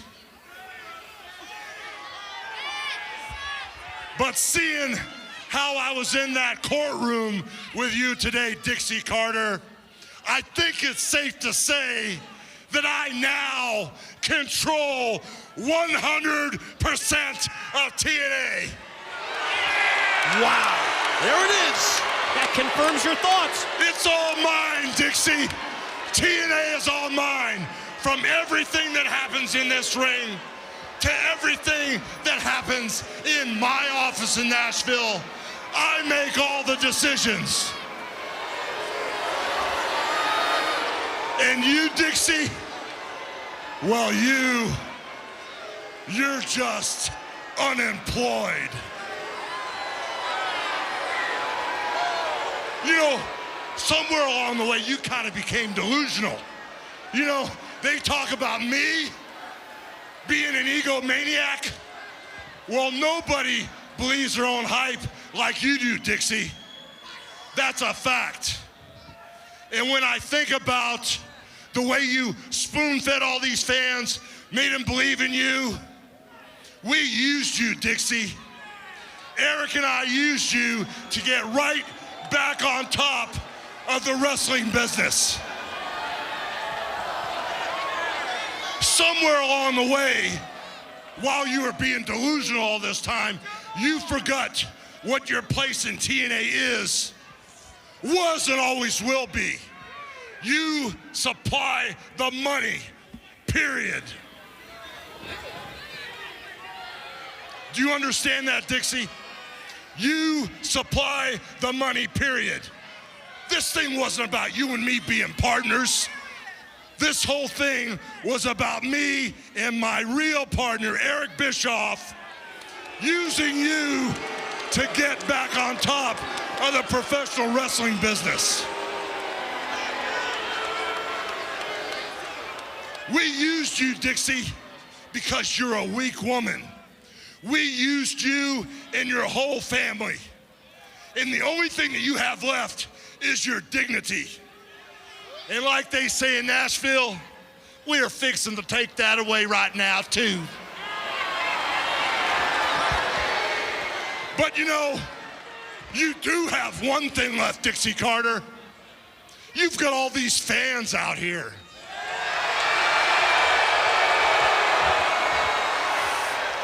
But you know something, Dixie? These fans out here that love you, they don't have much to say about it now, do they? They do. They don't have a damn thing to say about it. The facts are this, Jack. It's you and me, and I run this company 100%. Just you and me in here, Dixie. That's it. Fortune 4.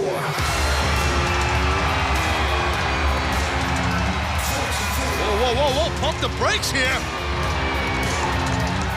The intimidating presence of Hulk Hogan and Immortal, answered by the arrival of Fortune, the faction that refused to take a back seat to anybody in TNA.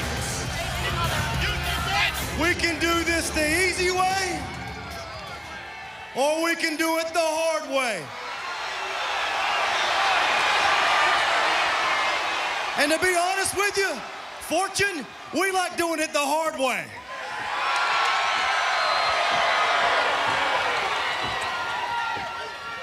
But there's a woman in the ring. And by woman, he's not talking about you, Bischoff.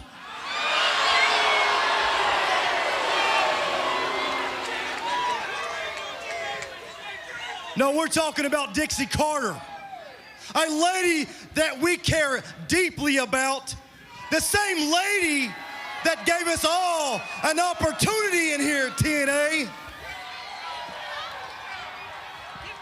And the same lady that brought us here to Fayetteville, North Carolina.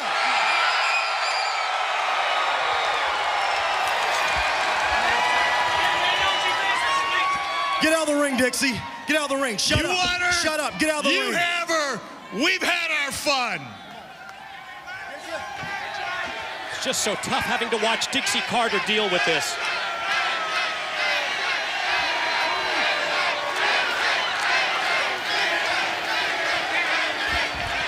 Hey, Hulk Hogan.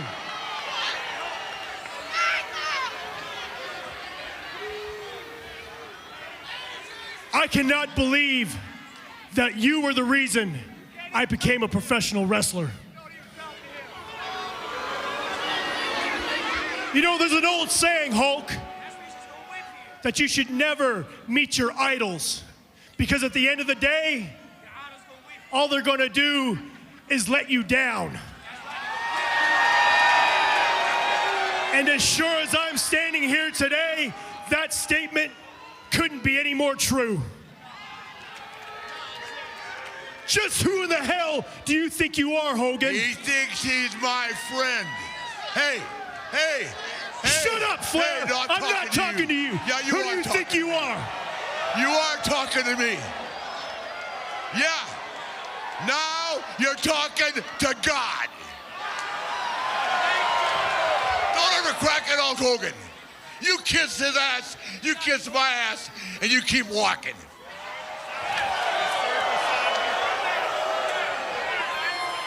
You know what, Rick?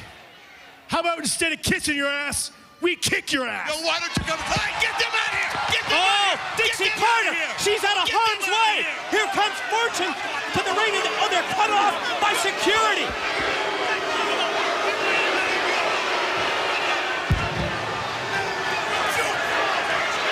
Ladies and gentlemen, we have to take a commercial break, but don't go anywhere. We'll be right back with more Impact on the road from North Carolina. Flair cheering on AJ, says head on up to the top. Gonna coach him along, huh? What the? What was that about? Just when twist the hate. Just when AJ went to the top, Ric Flair knocked him off the top rope. Hardy hits the twist to hate it. Matt Hardy beats a... What the hell? The winner of the match, Matt Hardy. Wow. Flair just... We just saw him earlier in the back with Fortune and...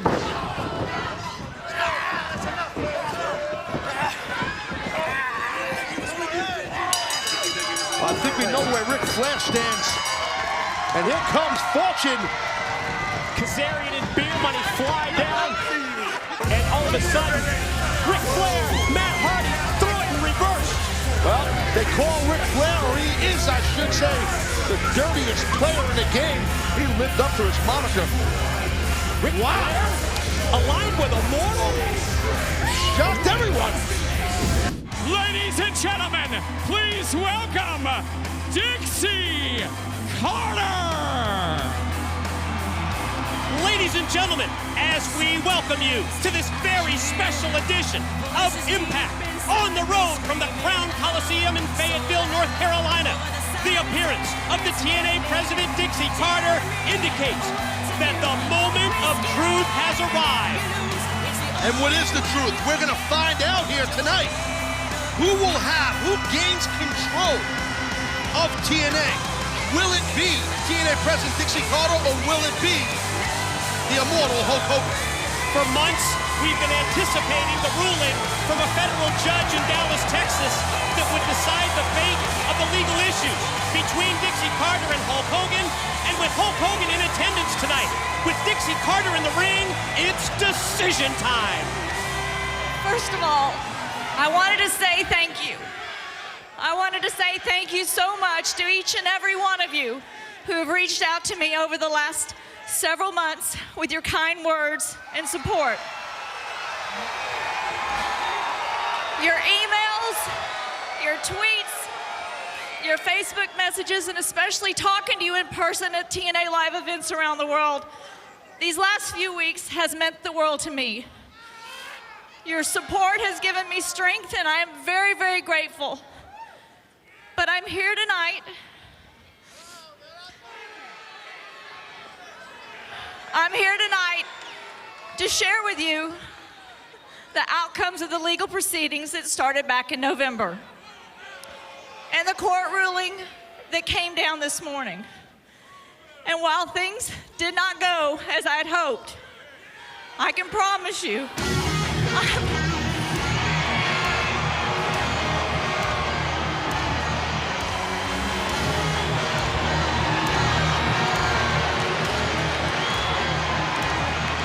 I got to tell you, Mike, Dixie's disposition, it doesn't seem like it's like the ruling went Dixie's way.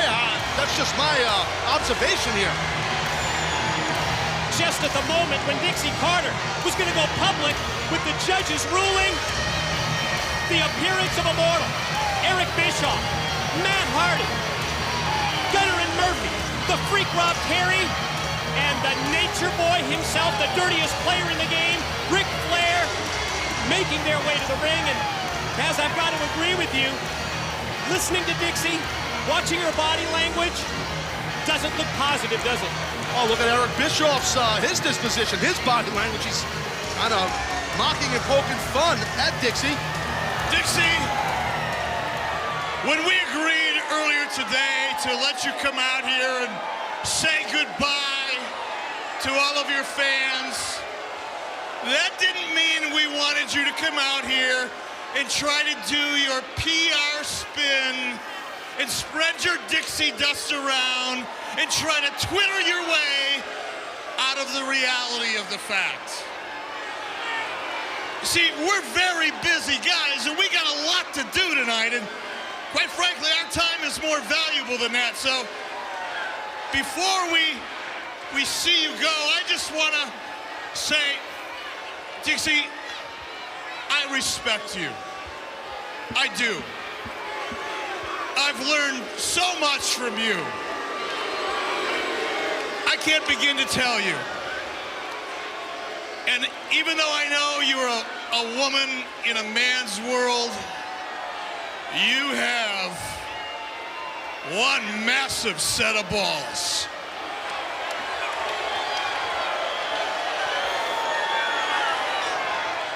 Are you starting to understand where you are tonight, young lady? This should be called Flair Country. You got that vibration? And they all know that had you taken my room key that night in Orlando, we would have avoided all this. And you would have been on a long, year-long ride. Instead, you elect to text, tweet, email, voicemail, whatever else you do, because you think that they're going to love you. Is that what gets you off? Don't you understand? We get them off. They don't get us off. And you know what gets me off?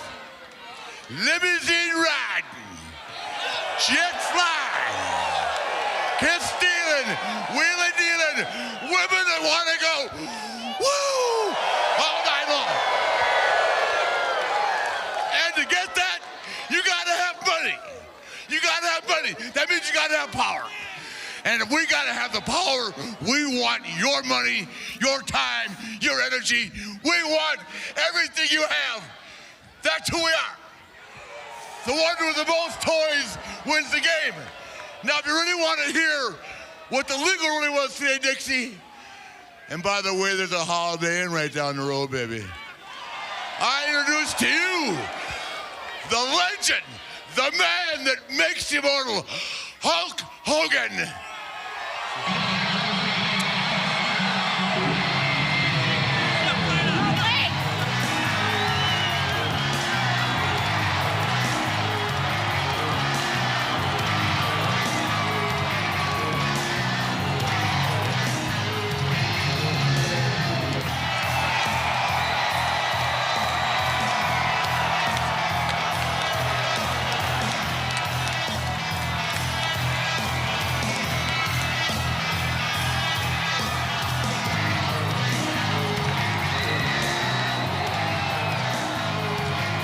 From the day that Hulk Hogan arrived in TNA, under the pretense of partnering with Dixie Carter, it was really all about gaining control. Hulk Hogan, Eric Bischoff, Ric Flair, and Immortal, they are power hungry, they always have been, and they always will be. Well, you better get used to it, my friend, because it seems like they, meaning Immortal, Eric Bischoff, Ric Flair, and Hulk Hogan. It's pretty obvious. I don't personally need to hear the ruling. I think the judge in Texas went towards Hulk Hogan. My opinion, it seems like he's the man in charge. You know something, maniacs? Maybe I'm all amped up because the electricity in this building, or maybe my adrenal glands are pumping so fast that I'm not thinking straight. But seeing how I was in that courtroom with you today, Dixie Carter, I think it's safe to say that I now control 100% of TNA. Wow, there it is. That confirms your thoughts. It's all mine, Dixie. TNA is all mine, from everything that happens in this ring to everything that happens in my office in Nashville. I make all the decisions. And you, Dixie, well, you're just unemployed. You know, somewhere along the way, you kind of became delusional. You know, they talk about me being an egomaniac. Well, nobody believes their own hype like you do, Dixie. That's a fact. And when I think about the way you spoon-fed all these fans, made them believe in you, we used you, Dixie. Eric and I used you to get right back on top of the wrestling business. Somewhere along the way, while you were being delusional all this time, you forgot what your place in TNA is, was, and always will be. You supply the money, period. Do you understand that, Dixie? You supply the money, period. This thing wasn't about you and me being partners. This whole thing was about me and my real partner, Eric Bischoff, using you to get back on top of the professional wrestling business. We used you, Dixie, because you're a weak woman. We used you and your whole family. And the only thing that you have left is your dignity. And like they say in Nashville, we are fixing to take that away right now, too. But you know, you do have one thing left, Dixie Carter. You've got all these fans out here.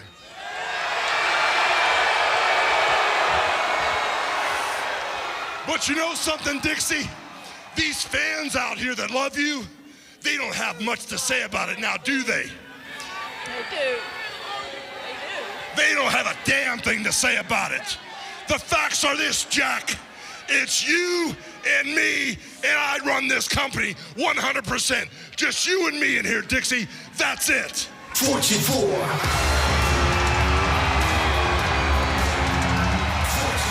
Whoa, pump the brakes here.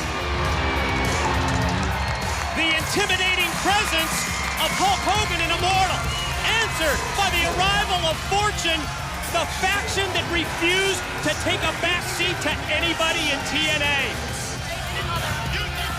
We can do this the easy way, or we can do it the hard way. And to be honest with you, Fortune, we like doing it the hard way.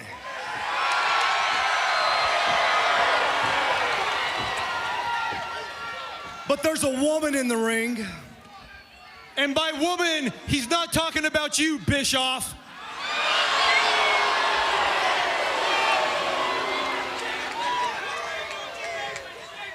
No, we're talking about Dixie Carter, a lady that we care deeply about, the same lady that gave us all an opportunity in here at TNA. And the same lady that brought us here to Fayetteville, North Carolina.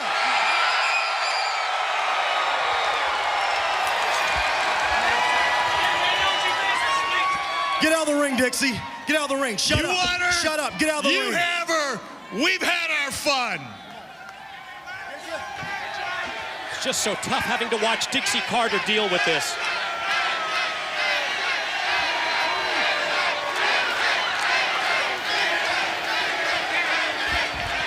Hey, Hulk Hogan.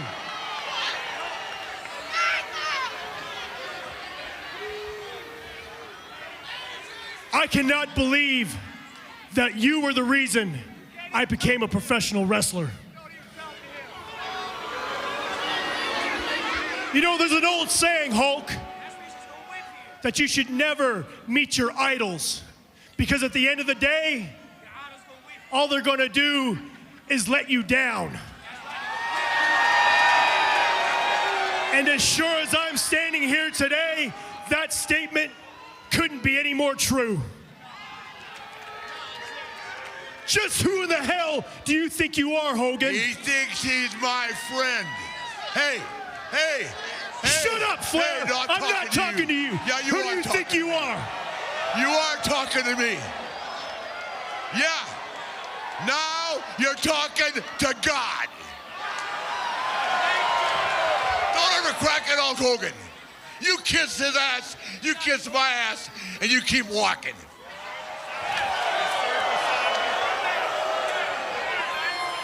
You know what, Rick? How about instead of kissing your ass, we kick your ass? No, why don't you come? Hey, get them out of here! Get them Oh, out of here! Dixie Carter! She's out of harm's way! Here comes Fortune to the ring, and oh, they're cut off by security!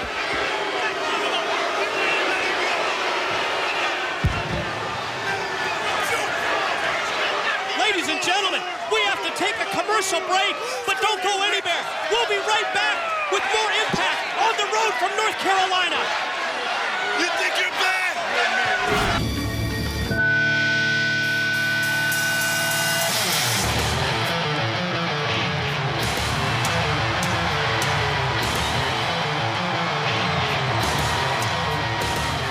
From Venice Beach, California, weighing in at 242 pounds, the Icon, Sting!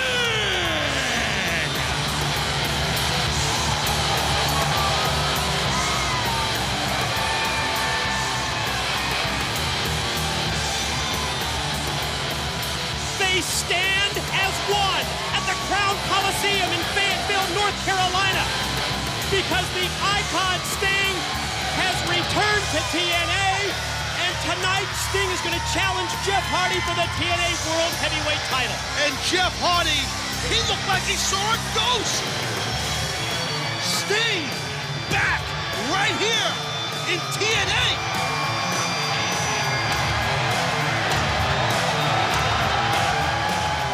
Our live audience here, our TNA fan base right here in Fayetteville.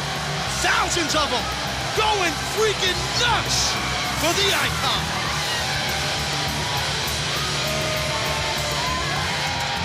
For the past 4 months, we haven't seen Sting. He walked away from TNA so that he didn't have to deal with Hulk Hogan. He didn't have to deal with Eric Bischoff, and he didn't have to deal with Immortal. But the network has spoken, and the network has picked the Icon Sting to challenge Immortal's Jeff Hardy for the title. And there was a lot of rumors and speculation, and that's what it's about right there, the World Championship. A lot of rumors and speculations over the past several weeks about Sting, where he would end up or not. Well, folks, he's not going anywhere. He's right here in total non-stop action wrestling. TNA, the Stinger, is back. And Jeff Hardy is about ready to vomit because he didn't want to face Sting. He doesn't want to face Sting, I should say. You can just tell. You don't want to get in a ring, Hardy. Now, what must Hulk Hogan be thinking right now, Mike? Eric Bischoff. I would assume they have to be livid right now. Especially because their TNA World Heavyweight Champion, Jeff Hardy, had no time to prepare for his opponent. Sting goes right to the offense. Put him with the clothesline. Oh, he was going to go for a Scorpion. I could see it right there. Scorpion deathlock attempt, and Jeff Hardy gets out of dodge. Stinger looks good. It looks like, looks to be in tremendous condition. Sting, the consummate veteran, the pro, not rushing out to go after Hardy, letting Jeff Hardy come to him. Meanwhile, Sting, he's the challenger. Taz, can you imagine what's been going through the mind of the challenger, the Icon Sting, as we just talked about on the sidelines for the past 4 months, refusing to deal with Hogan, Bischoff, and Immortal. But now he's back, and now he's challenging Hardy for the title. This is exactly what Jeff Hardy needs to do, is get control of this match. He's the champion. He has to try and dictate the pace and whatnot. I mean, again, as I said earlier, Hardy had no clue he was going to face. Tough to prepare for a man that you're not even sure who it's going to be. Where Sting, on the other hand, knew who he was going to face. Champion turns it around with Jeff Hardy in control. He's going to try and elevate Sting up. So here it is, here it is. Going to go Scorpion. Oh my God, already? There it is. Turns him over. Scorpion deathlock applied. Oh my God, look at the pain that Jeff Hardy's in. The world champ's in grave danger. Referee Brian Hebner. He's in great position, checking to see if the world champ is going to tap, if he's going to submit. Look at Hardy. Listen, Jeff Hardy's doing the right thing, trying to get to that rope to break the hold. He's still, he just made contact. Listen, like Jeff Hardy or not, throughout Hardy's very successful career, he is known to be extremely resilient, but he also might be hurt right now.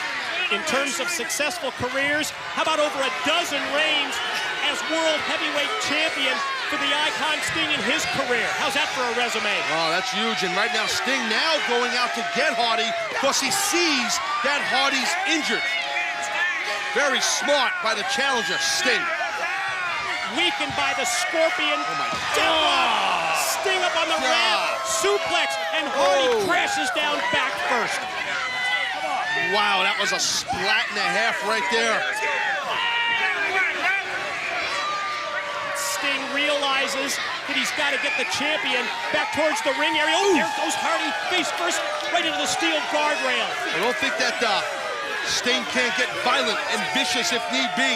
Sting realizes what's at hand here, the opportunity to be the TNA World Champion.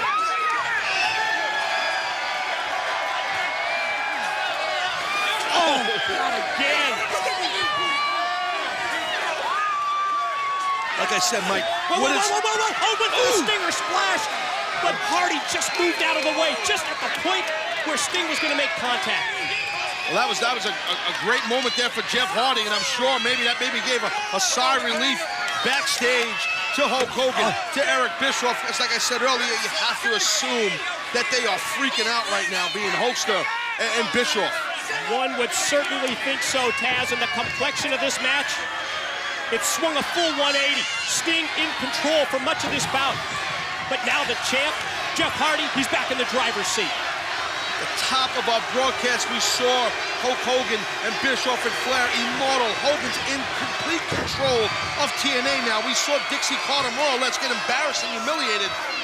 But now the shocker by the network lining up Sting as the challenger for Immortal's put ornament, the world champion, Jeff Hardy. Champion neutralizing the challenger, keeping Sting here in a position where Sting can't use those explosive offensive moves. That is, until Sting regains the vertical base. And usually Jeff Hardy's the one with explosive offensive moves, but like I said earlier, Jeff, going for the twist of hate. No luck. Sting shoots him off into the ropes, but Hardy answers. Couple of big overhand rights in the third. I'll tell you, Jeff is thrown off. Hardy's thrown off. He's not wrestling his normal style here. Could be that lack of preparation, Taz. And look at Sting just dropping Hardy with every punch he throws. When they go to the striking game, when they go to the power game, got to be advantage Sting, correct? Oh, sure. Sting's got the size advantage, and Jeff Hardy is a veteran, but Sting face plant. Has the experience advantage, which is rare when Hardy faces someone. Uh-oh, wait a minute. Gonna set him up. Could be. Scorpion death drop. Drives him right down. Challenger over. Hooks the far leg. Two. Oh. Wow. Woo. Sting seemed to be a little shocked and surprised at that. That was close. Look at the face of Jeff Hardy just told the story. It encompassed everything that's going on through the mind of Jeff Hardy. Stinger splashing again. Hardy moves out of the way. Catches the arm, brushing Sting with the elbow. Oh! Hardy crunched up on top. Oh my God! from the top. The Scorpion Death Drop by Sting. Almost snapped his neck, Mike. Gonna drag Hardy back out to the middle of the ring. Gonna pick him up again. Sting's not done. The limp body of Jeff Hardy powered down. Another Scorpion Death Drop. Sting up top. Here's one. Here's two. New champion. The winner of the match and new TNA Heavyweight Champion of the World, the Icon, Sting. History made right here in North Carolina on Impact. We just crowned a new world champion. A new TNA World Heavyweight Champion in the form of the returning Icon. Sting comes back to TNA on March the 3rd, 2011, and becomes the World Heavyweight Champion. I feel like I've accomplished a ton in my career and throughout my life. I've accomplished some great things and some things not so great. But it doesn't matter whether or not they were great accomplishments or not. This I know. I could not have done it on my own. From the very first time that I stepped into the ring as a young wrestler from Venice Beach, California, it seems like you people have supported me every single step of the way.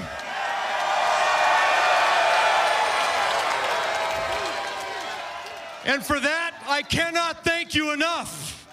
Thank you. I'm also thankful. I'm thankful for my opponent, Jeff Hardy, from last week.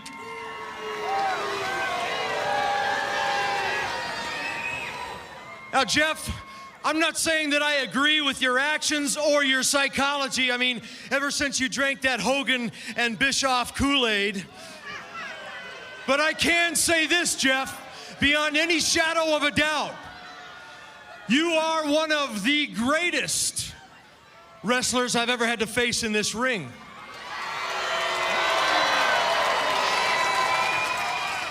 You have God-gifted ability, Jeff, and one day, when you get your head screwed back on right again, I hope that you'll give back to these fans everything that they've given you all these years.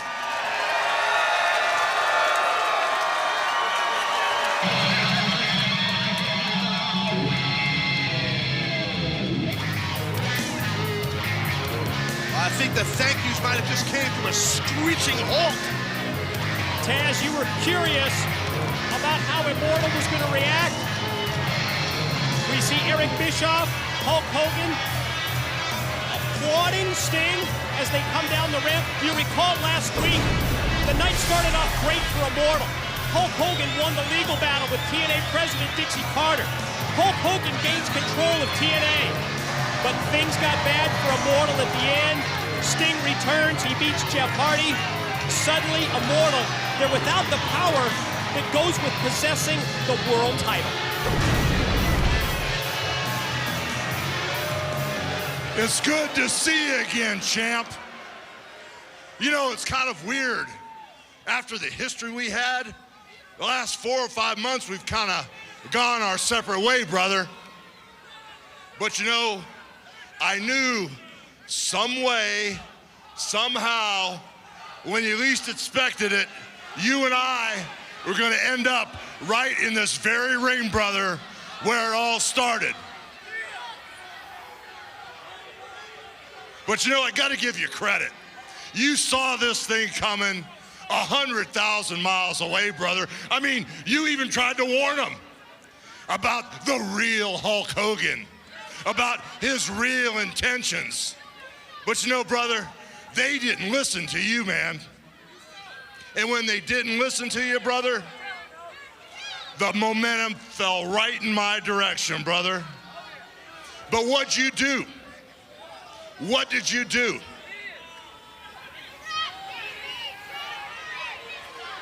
You took your ball and you went home, Sting. So now that you came back. You're a day late and a dollar short, Stinger. And by the way, these fans here, they don't need another hero because they've already got one. Hulk Hogan.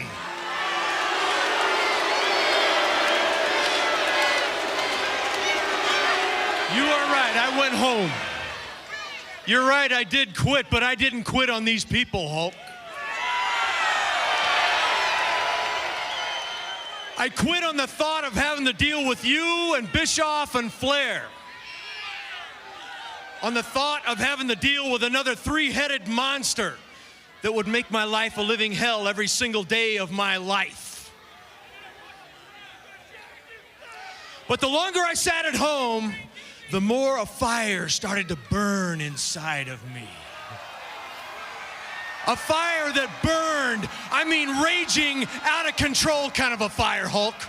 The same kind of fire I had the first time I wrestled the Nature Boy, Ric Flair. The same kind of fire I had the first time I dropped you on your head, Bischoff. The same kind of fire that burned the first time I stepped in the ring with you. The same fire that's burning in me now that says, Sting, you're not going anywhere.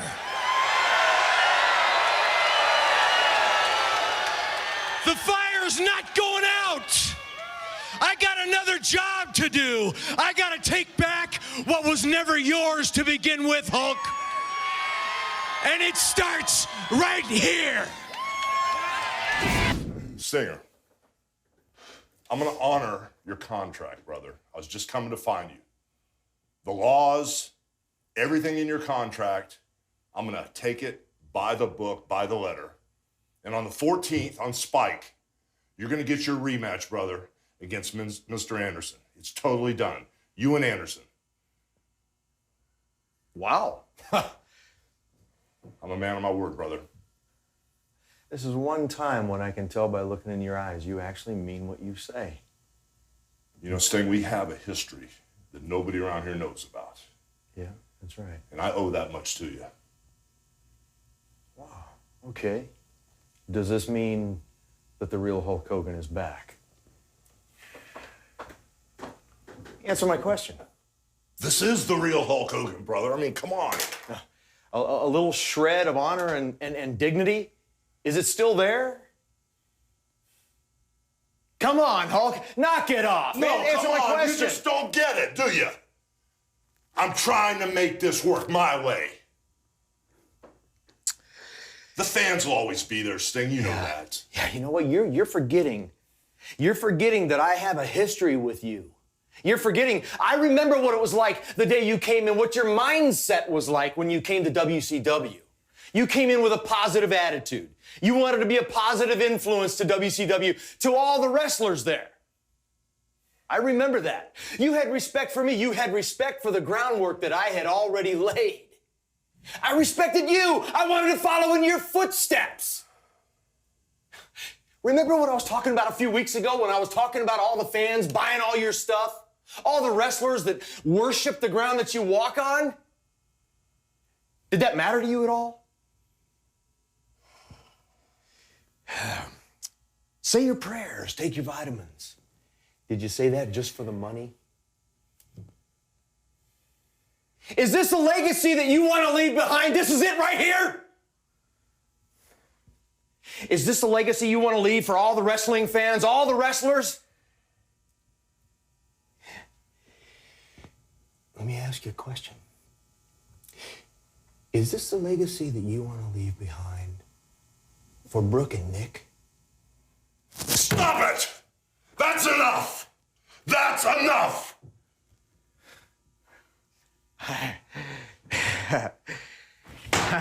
I struck a nerve, didn't I? Who the hell do you think you are? I'm the Stinger, that's who I am! I'm the Stinger, and I'm not done yet! Well, get the hell out of my house! No, I'm not. Yes! I'm not done. Oh, I'm excited! This is good! Man, Terry, I am not done! No, I am not finished! I'll I'll leave when I want to leave, Terry. Sit down, Terry. Sit down. You want to wear a mask? Don't do this. You want to be a masquerade around here and put on a facade for everybody? Let me help you out, Terry. Let me just put the facade on for you, buddy. Come on, Terry. It's just you and me. Yes, I'll help you out wearing your mask. Is this what you want? What a legacy!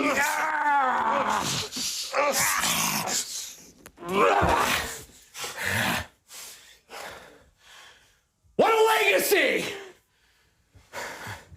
You know what?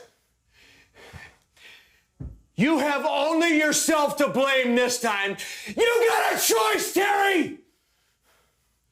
You can change things. You got the power to do it. But first you gotta make the choice. Make the choice. Boo. Woo!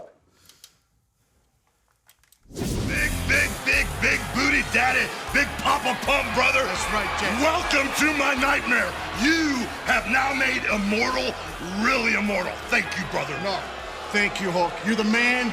It's time to kick some ass once again. Man, you take care of it all tonight. Man, I love Scott Steiner. Big booty. Hey, Terry! Over here, Terry! Yeah! Hey, Terry! You nervous? You afraid of the unknown? Afraid of what's waiting for you around the next corner, Terry? You know, kind of like when you were a little kid, you were sleeping in your bed, and you thought there was a monster underneath your bed. And then you come to find out he was never there. Why? Because he was right here all along, Terry. It's me, the Stinger. Woo!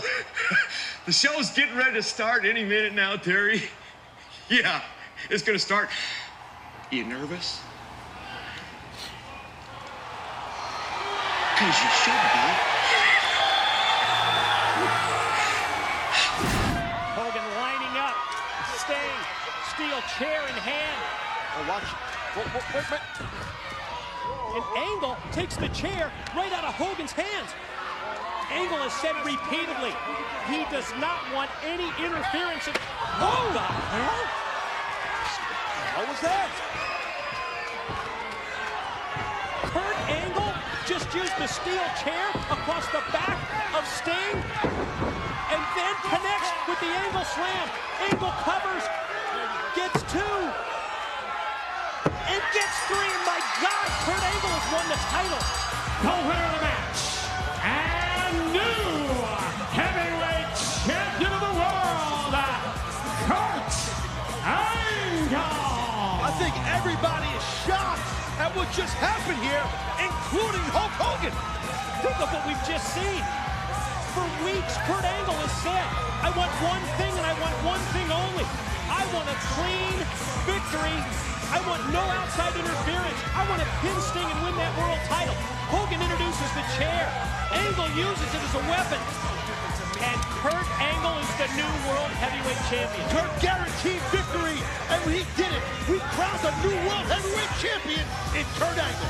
I want to thank each and every one of you for your emails, your texts, and your tweets asking me, why, Kurt, why? I know you're surprised the way I took Sting out at Hardcore Justice. I mean, I am Kurt Angle, the truth, justice, and the American way. Well, that's who I stand for. And I always have the utmost respect for everybody. And when I don't get that respect in return, then I got a problem. Sting, first of all, I want to apologize to you for taking you out the way I did at Hardcore Justice. Last week, when you and I were in this ring, I meant every word I said. I was being very sincere. But over the past week, there were things that I was told, and let's just say, Sting and Hardcore Justice, you were in the wrong place at the wrong time. This isn't about me joining the dark side. This is about me getting my integrity back. You see, 3 days before Hardcore Justice, an individual called me that's been talking to Karen Jeff quite a bit. And this individual told me that Karen Jeff, no, what they did was wrong and unjust. But this individual explained to me that all wrestlers are scumbags. They have no ethics. Jeff saw a beautiful woman in Karen, and he went for it, even though she was married. It doesn't matter. That's the way this business is. You know what? Even though that Jeff and Karen were guilty, there was a third person with blood on their hands. It wasn't a wrestler. It wasn't my ex-wife. This was a third party. And this third party was supposed to look out for my best interest. This third party was supposed to look out for my integrity. And this third party was Dixie Carter. Dixie Carter. 3 years ago, I came to you, and I told you about Jeff and Karen. And you told me you didn't know anything. You told me you did not know anything. You told me I was paranoid. Well, Jeff and Karen told this individual that you knew everything. I was gonna break Jeff Jarrett's neck. But because I didn't want a PR disaster, I took the high road because of you, Dixie, and you stabbed me in the back. And because Sting was your ally, Sting was your friend, I had to eliminate him with this at Hardcore Justice.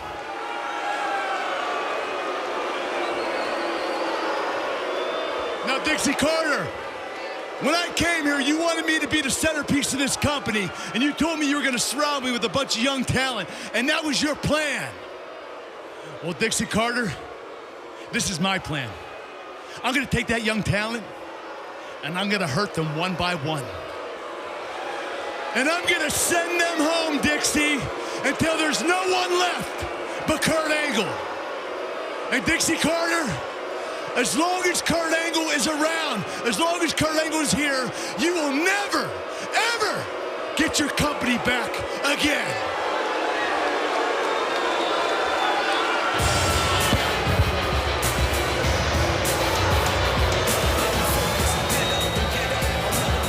The World Heavyweight Champion, Kurt Angle, proudly holding that title belt aloft as I just cannot believe it. I really don't know how to comment on some of the things that Kurt said. I mean, obviously extremely personal, directed right at Dixie Carter. I mean, pretty straightforward, pretty heavy comments. And after telling the world that you wanted that clean, decisive, wait a minute. Whoa. Coming up, the entrance lift of Kurt Angle is the former World Heavyweight Champion. Yes, it's the Icon Sting, and he's got the trademark baseball bat in hand.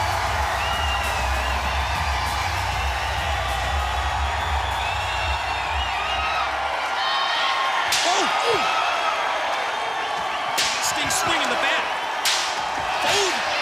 Takes the steel chair right out of the hands of Kurt Angle. And Angle begging for what? Immortal's Hulk Hogan! Watch out, Sting! Watch out! Go!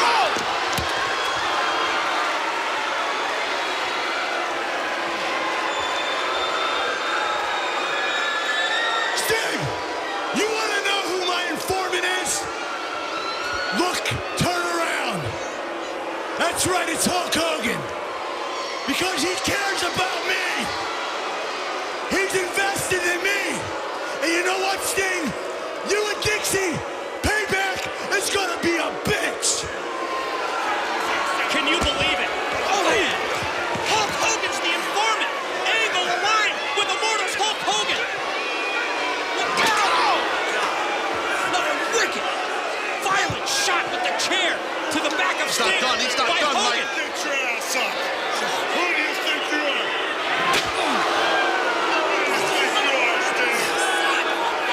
Hogan's just relentless with the chair. Did you see that? Did you see the chair? It's bent it up. It's contorted. That chair is all bent up. Look at this. Hogan's not done with him yet.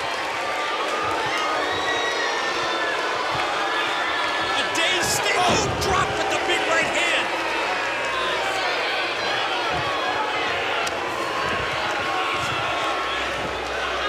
Beatdown continues. Rapid fire rights.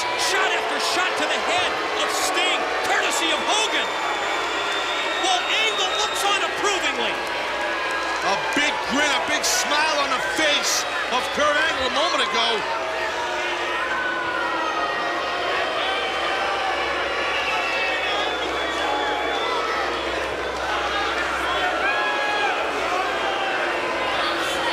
You believe this? Kurt Angle, Immortals, Hulk Hogan, working together. Kurt, that's how you get your integrity back? Look at his eyes. The eyes of Kurt, watch out! I think Kurt was a little overzealous there. Sting explodes out of the corner. Decking, Angle with the clothesline. Gonna drag him back out to the middle. And gonna go Scorpion Deathlock. Gonna take that long step over. There it is. Submission hold applied. Look at Hogan. What's Hogan doing here? Special enforcer at ringside. Hulk Hogan motioning to the back. Angle on the verge of tapping. He's got his hand in the air. Who is it? It's Gunner. Immortal's Gunner. Steel chair. Brian Hebner takes the chair right out of his hand. Oh. Still hanging on that hold. My God, the pain that Kurt's got to be in. Now Hulk's in the ring. Kurt's tapping out. Kurt's tapping. We should have a new champion. Sting should be the world champ. Right in the chest. Hogan with the chair. And Sting gets right back in his face. Watch Angle. Whoa, whoa, whoa. Oh, the Angle slam. Sting crashing down, back first onto the steel chair. When referee Brian Hebner turns around, he counts two. He counts three. The winner of the match, and still heavyweight champion of the world, Kurt Angle. Hey man, that Angle slam on that steel chair, Sting's body really landed hard, Mike, on that steel chair. There was no way in hell he was kicking out of that. But how about the Scorpion Deathlock that was applied by Sting? He had Angle exactly where he wanted, to the point where Kurt Angle, the world heavyweight champion, he had tapped out. We should have a new world champion in the Icon Sting. Well, wait, look at this now, Sting. Angle taken out to the floor. Sting turns his attention to the Immortal Boss, eye to eye with Hulk Hogan.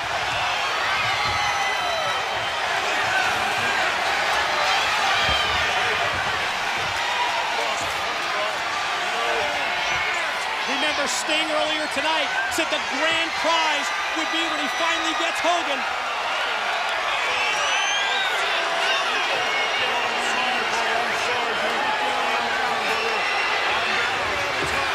Oh boy, oh boy, oh! Here come the troops, here comes the Immortal gang, and now the beatdown led by Bully Ray. Big Papa Pump Scott Steiner. Jeff Jarrett gonna join in as well. Monster Abyss in the ring. He's just taking turns, just smashing. In the corner, here he comes. Stinger splash. Oh, he caught him perfectly in the corner.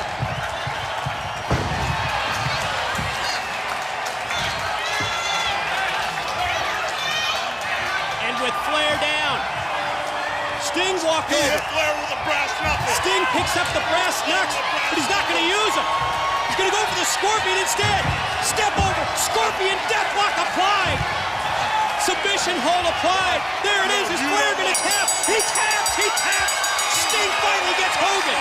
The winner of the match, the Icon Sting. You can look right in the eyes of Hulk Hogan. He is not happy about this.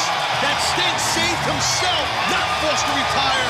Sting finally accomplishes his goal. Philadelphia, Pennsylvania, get ready, because it's going to be Sting versus Hulk Hogan at Bound for Glory. You want to play that way? Well, your day's coming, Sting.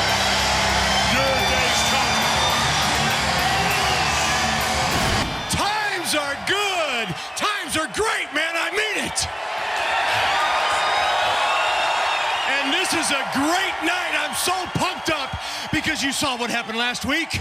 I took it to Ric Flair. I beat Ric Flair. And when I beat Ric Flair, that opened the gate wide open for me to beeline right to Hogan at Bound for Glory. Something that everybody said was impossible. Everybody said would not happen, but it is gonna happen, I promise you. So I think now it's fitting that we get the Hulkster out here now. Let's do it right. Let's get a good Hogan chant going. Hogan! Hogan! Hogan!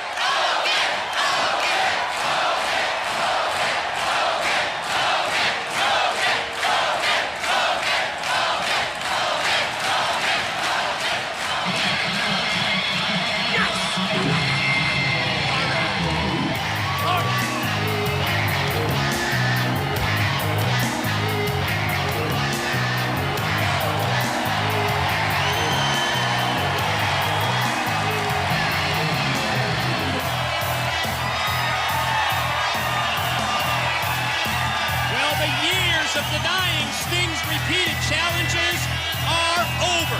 The days of Hulk Hogan refusing to get in the ring with Sting, well, they've come to an end once and for all.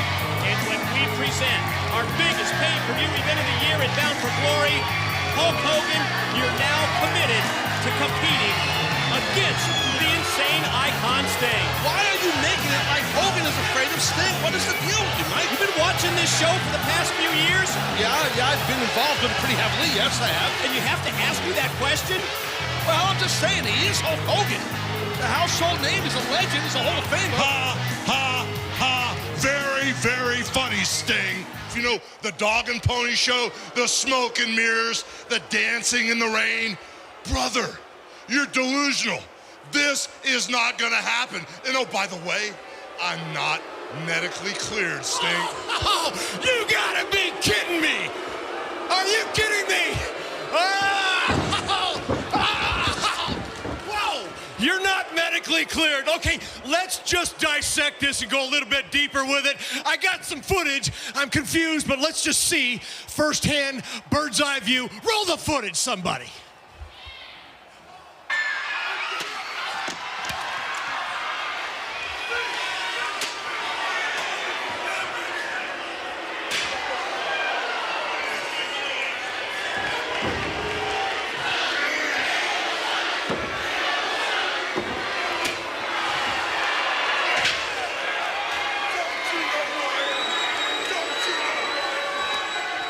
You don't have the right to do that. I run the show around here. I did not clear that footage, Sting. This is not funny.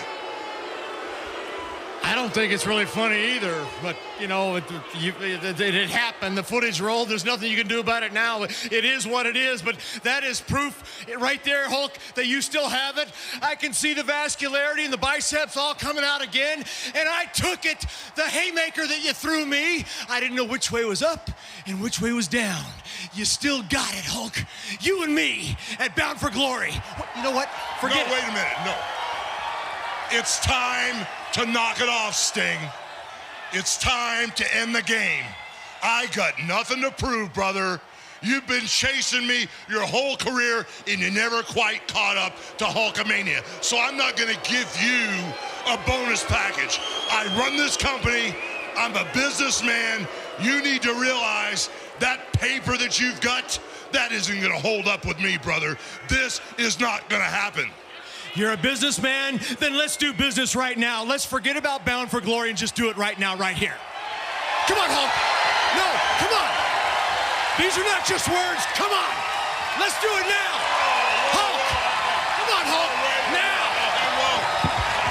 Oh, wait a minute, brother.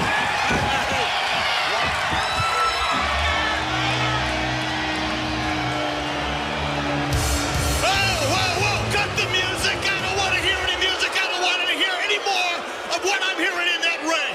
Sting, who the hell do you think you are? Who in the hell do you think you are?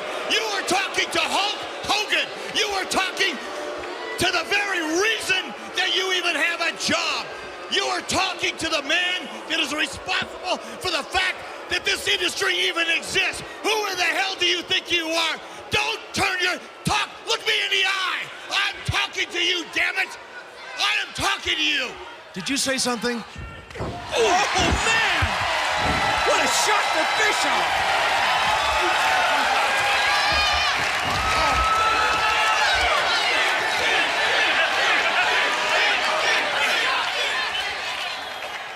Did you catch that one right there? That was good.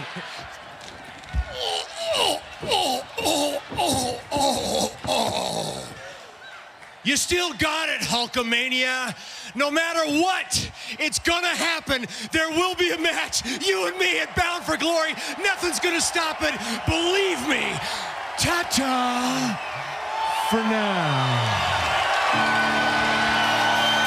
Well, I got to tell you guys, I feel like there's been 1,000,000 pounds lifted off my shoulders. I did a lot of soul searching, the last couple months. And as I was soul searching, I realized that everything in life is about a run.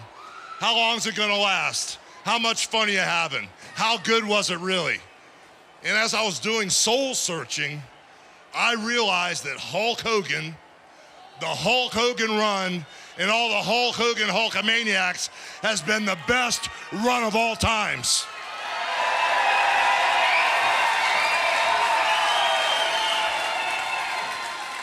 Guys, when I started thinking about things, we go back way over 3 decades. Myself, the guys around the locker room, all the fans that have stuck with me through thick and thin. And I started thinking about the very first day when I got in this business. Hiro Matsuda broke my leg the first time I got in this ring, and he taught me respect. He taught me what it meant to step up and be a man in this ring. And then as things started moving forward, I wrestled the little high schools. I went on the road trips with all the guys. I got lucky. I got the big break. I had the chance to wrestle Andre the Giant in front of 94,000 people. And the more I started thinking about how good things were, I couldn't help but think about how many times Madison Square Garden had been sold out. I couldn't quit thinking about Mr. T, Cyndi Lauper, Roddy Piper, the war to settle the score. That's how long it's been. But at the end of the day, this thing with Hulkamania could go on forever.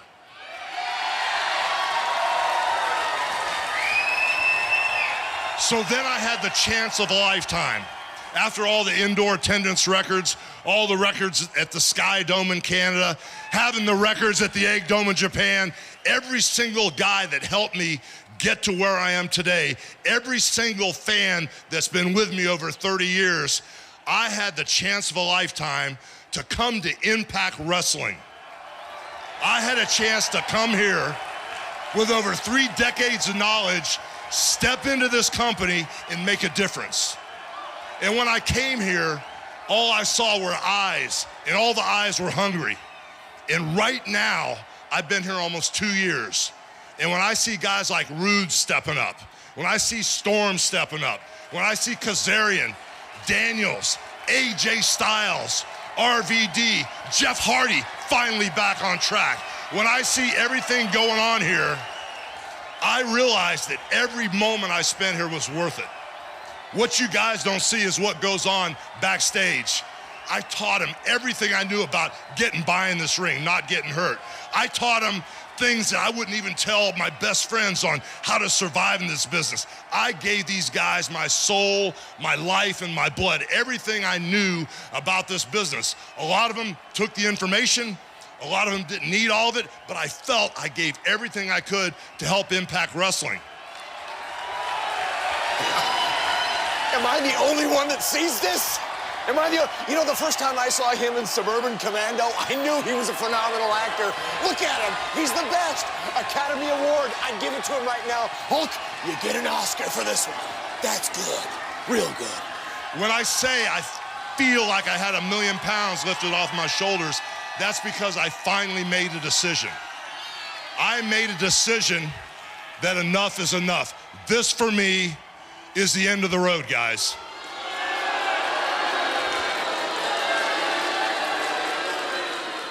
But when I sat down and made a decision to say this, I wanted to tell the people that loved me and were loyal and supported me the most. That's why I wanted to tell you fans first.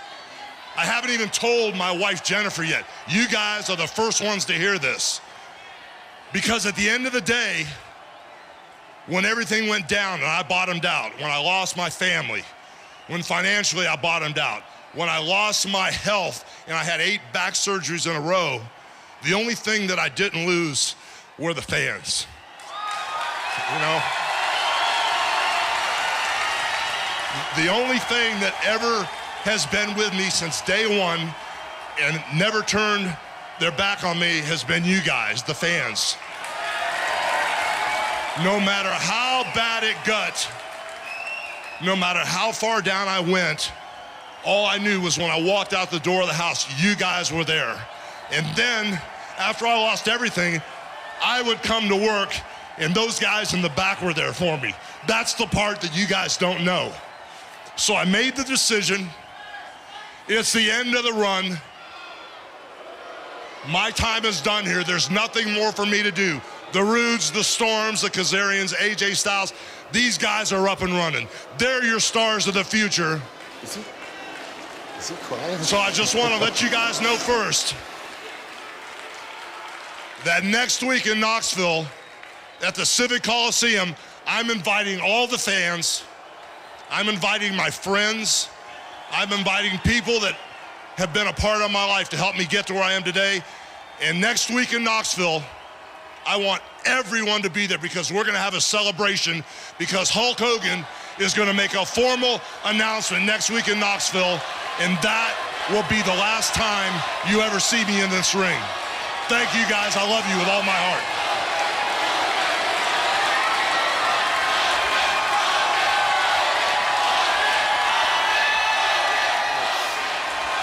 Okay, all right, well.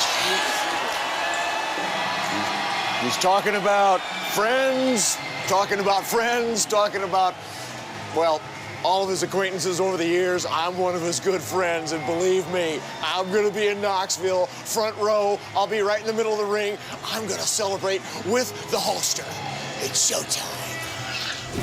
When my feet hit the ground this morning and I woke up, the very first thing I realized that today was the final day I would be in the wrestling business.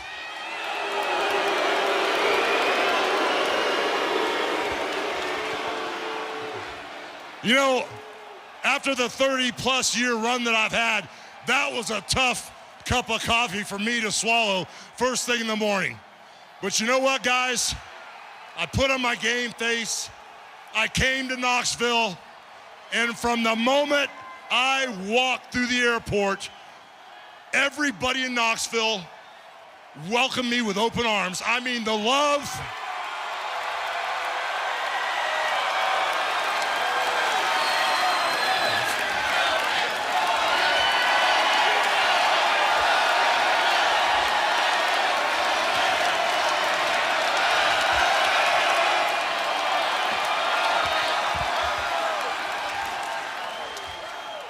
All I gotta say is you guys made me feel so much love today. I felt like it was my first day back in this business in Knoxville. Thank you very much for that.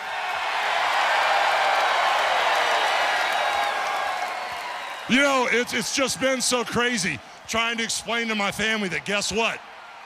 I'm back home. I'm gonna be hanging out a lot, you know? I kind of started thinking today, what am I gonna do with myself? You know, it's kind of like I've been on the road for so many years, I just really didn't think about when I formally retired, what was I gonna do? Start golfing or go out fishing? I mean, I gotta find something that's gonna replace the love that I feel in each and every one of these buildings, I'm telling you. You know, it got so crazy today as I was going through Twitter and looking at Facebook, I had some fans on the Twitter going, Hogan, if this is really your last night, we have a 10-hour drive. We want to know if you're really retiring. And I had to answer each and every person back that, yes, this is the end of the line.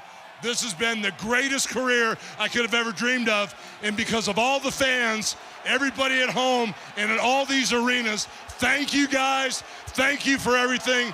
Thank you, thank you, thank you.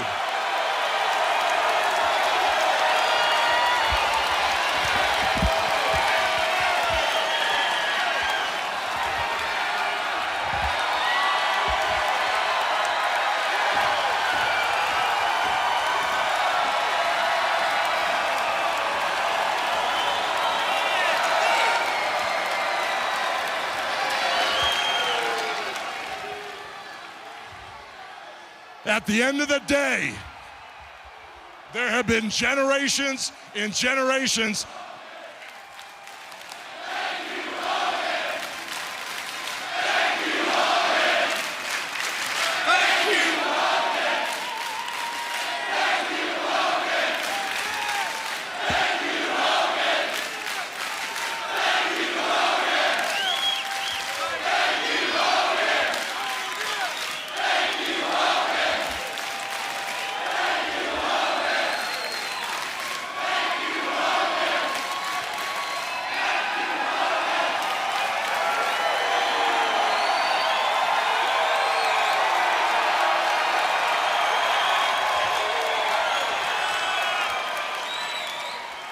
You know, guys, this could go on for another 30 years, but at the end of the day, Hulkamania had the longest run of anybody in this business, and now it's time to put Hulkamania to rest. And there's only one thing left, guys. We might as well let the celebration begin, guys.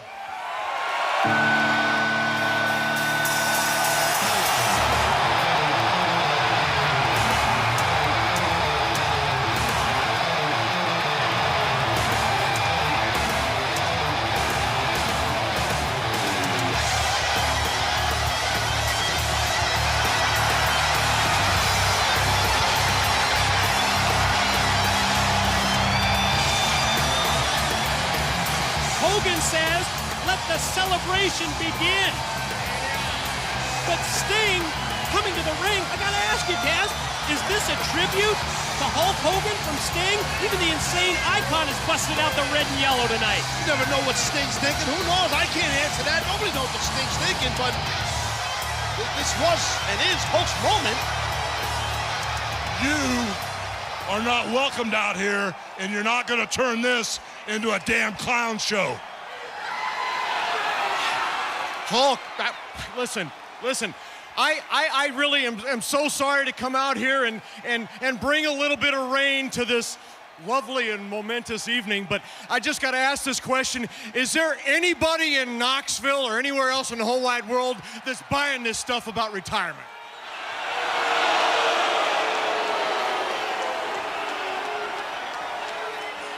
You know, you need to understand one thing.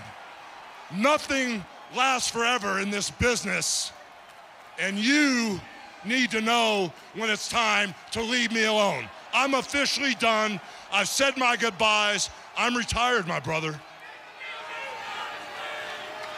I suppose, no, hold on. I suppose there's a good chance that I've just become so jaded because of this business, so hardened and calloused that I just can't let you have your just due. I'm sorry about that, Hulk. Well, fine. But you know then what? again, maybe it's that I know you better than anyone on the face of this earth, Hogan. Yes, maybe it's true, Hogan. Yes, that's right. You know something? It's also really amazing about all the cameras that are on every corner, in every building, on every street, everywhere, including this building right here. It's amazing. There is nothing, Hulk, that's sacred in this business any longer. No. I've got some compelling footage on you. Yes, you're caught on tape. You know what? Whoa, hold on. You know what, brother? The games are officially over. If you would now leave, I've got one last thing I have to say, and this party's over, brother. Okay, I'll leave after we play the footage, and I promise you it's going to be ugly, Hulkster. Please play it now. Do you really think they bought the fact that I'm retiring tonight, Eric?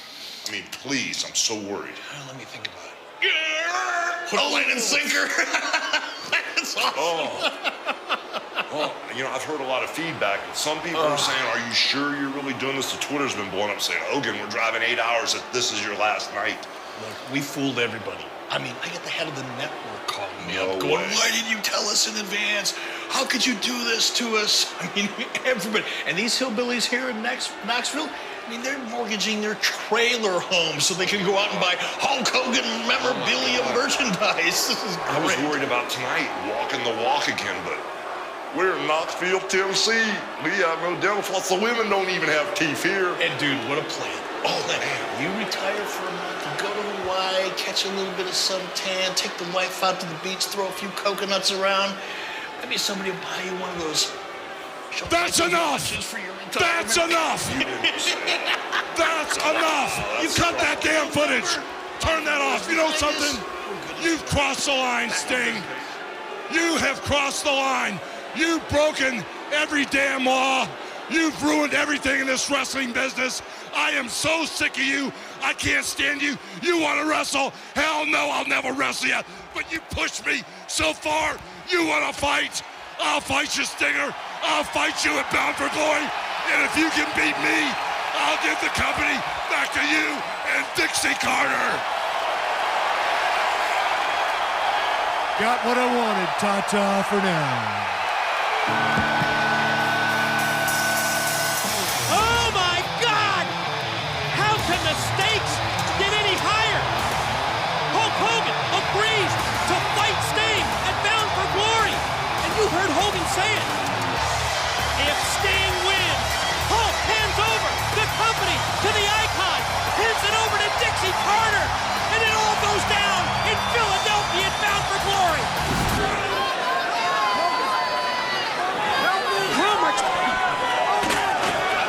He's asking Hulk for help. Sting just asked Hulk to help him.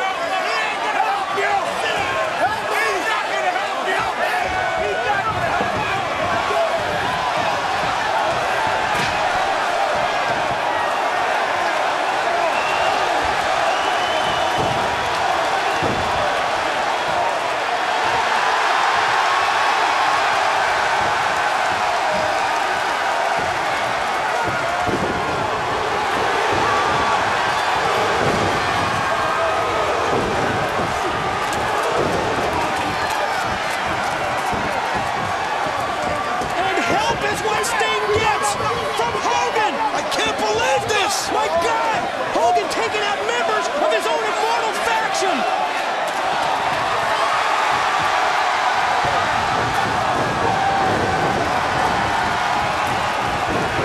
Sting and Hogan unite?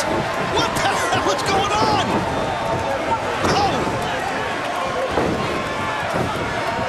This is history being made right in front of us. You're not kidding! History in the making tonight at Bound for Glory! Splash on Flair! Hogan sends Gunner out!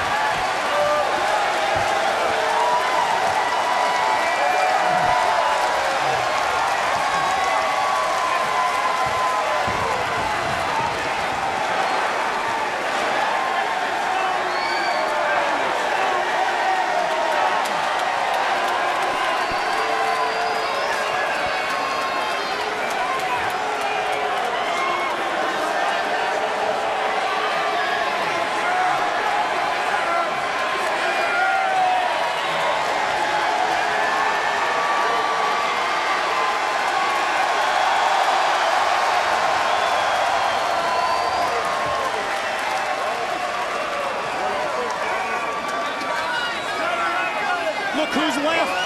Bischoff cowering in the corner. Hogan said to Sting, I got this one. Cannot believe my eyes. Dixie Carter can't believe her eyes.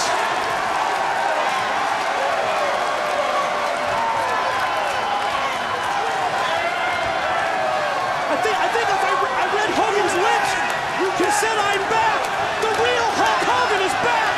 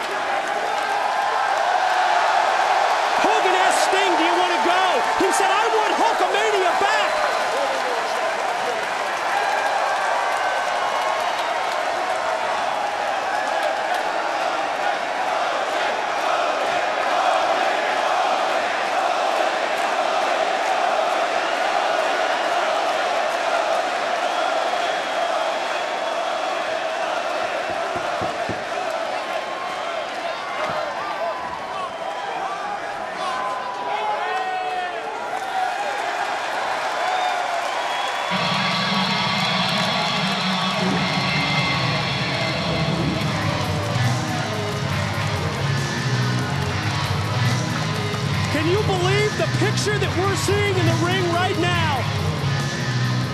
So much here. We saw Dixie Carter hugging her husband Serge. You can see the joy that the company's back in her hands. Thanks to Sting, Hogan, he unites with Sting, and Eric Bischoff's son raises the hand of both of them. You're right. What the hell is it? Think of the role that Jackson James played in this. You're not kidding. He didn't succumb to the pressure. Oh, does it feel good to be back in the Impact Zone again? 18 months ago, I made a vow to myself, to all the wrestlers in the back, and to all you people that I would do two things, two goals. Goal number one, to get this company back in the hands of its rightful owner, Dixie Carter. Goal number two was for the real Hulk Hogan to come home. I'm talking about the Hulk Hogan that captured the hearts of people all over the world for 30 years. The Hulk Hogan that transcends wrestling. The one that defines wrestling. I'm talking about the immortal, greatest of all time, Hulk Hogan. And I'll admit, I had to come out of my skin a little bit.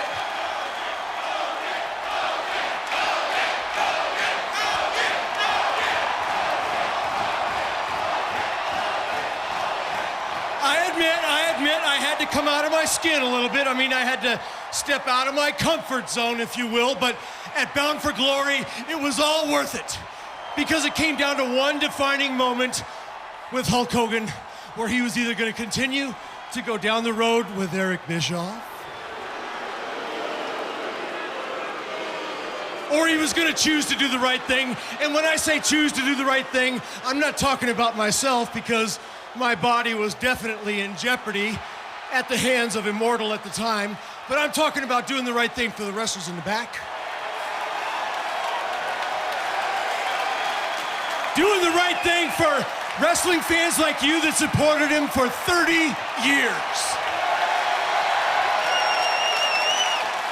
And in that defining moment, the real Hulk Hogan, the immortal one, the greatest of all time, a true American, came home! Yeah, baby! I don't want to...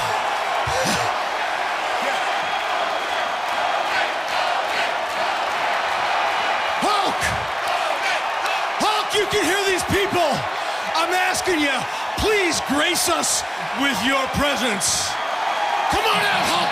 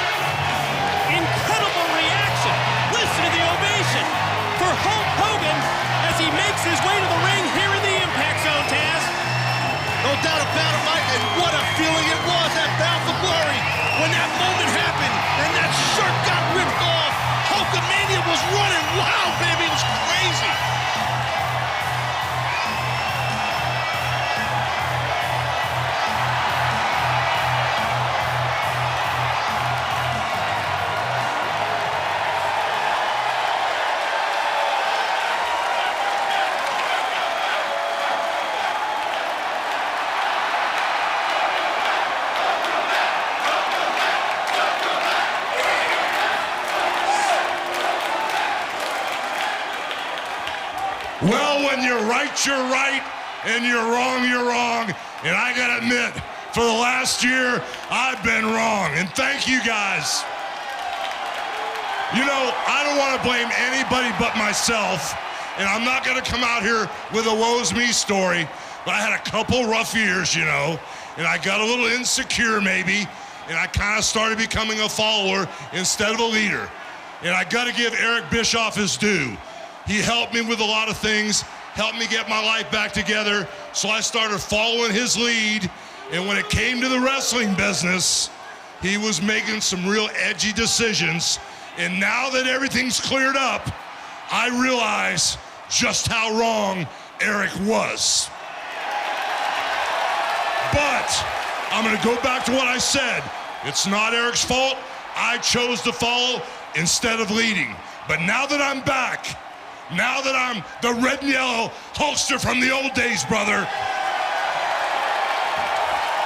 there's only one person to thank for that. This is the guy that put up with all my crap for over a year. This is the guy who's the true leader in this ring. This is the guy that went way above and beyond and took every single bullet that was shot at him, and he stayed true to the fans. He stayed true to Impact Wrestling. And at the end of the day, when I was in Bound for Glory, and I was in the corner of that ring right over there, and I saw what I had become, when I saw the pack of wolves known as Immortal tearing the Stinger apart, the only true, real American icon, the Stinger. Yes, he is the only true American icon, the Stinger. I saw exactly what was going down, and thank God I saw the light, because when Sting crawled to me and said, "Hogan, please help me," I heard the fans at Bound for Glory. I saw as clear as I've ever seen it. I saw exactly what I had become and who I was hanging out with, and I'm embarrassed to say that's who I used to be. But now, brother, Hulk Hogan is back. Yeah. And what you gonna do when Hulk Hogan and the Stinger run wild on you? What are you gonna do, man?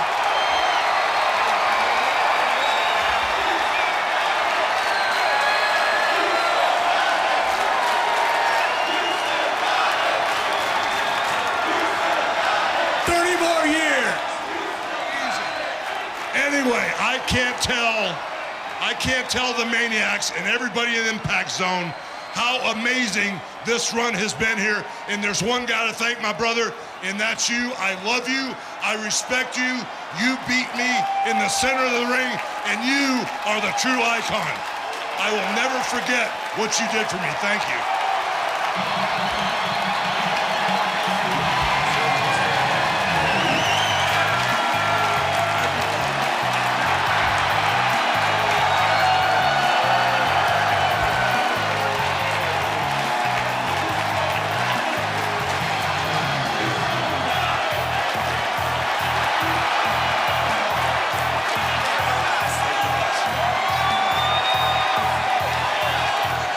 Wow.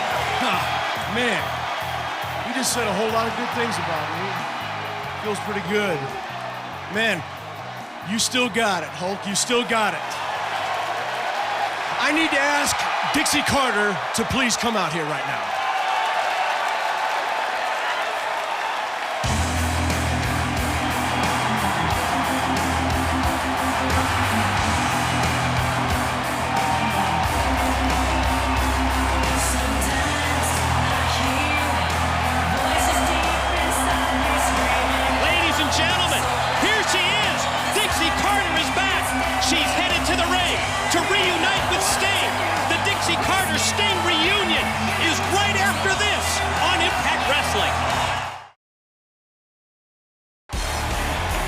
Dixie, this is definitely a day, a night to celebrate.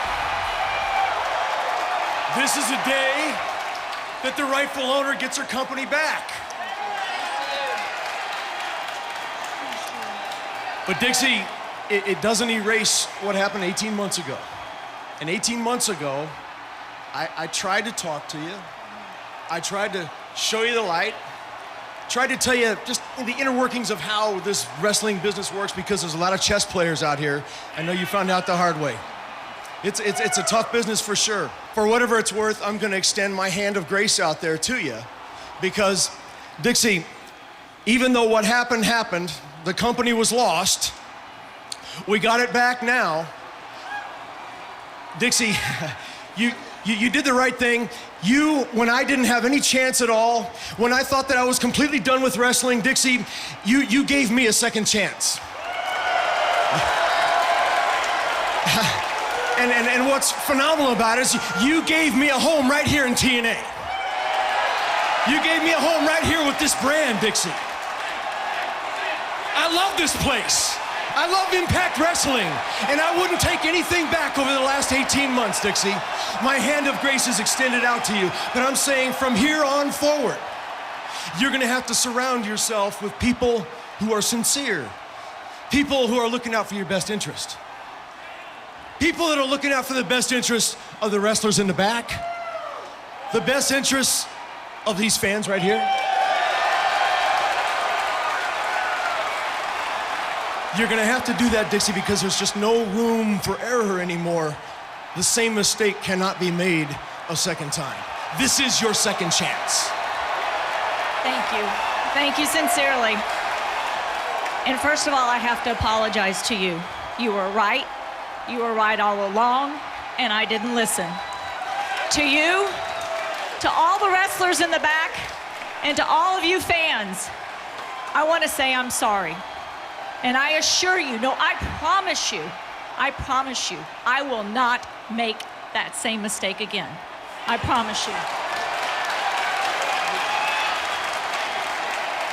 Because my place is not here in the ring. My place, my role in this company is making sure it's going to be the very best that it can be. And like you, Sting, I'm a fighter. And this last year, if it's done anything to me, it has made me want to fight harder than I've ever fought in my life to make this company the most successful wrestling company in the world. Absolutely.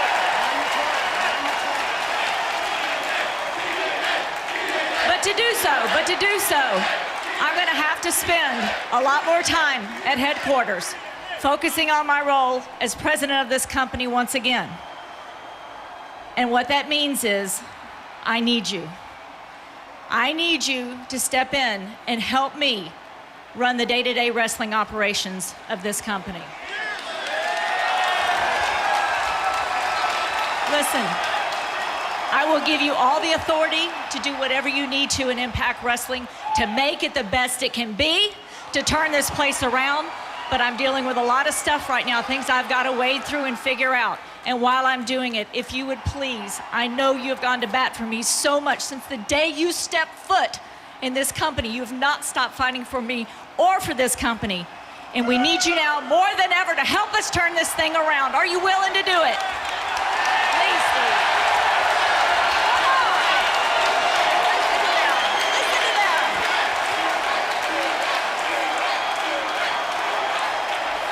Yeah, I'm willing to do that. I just want to say thank you. I want to say thanks to all of you for not giving up on me, for believing in me, and for giving me a second chance. Thank you so much.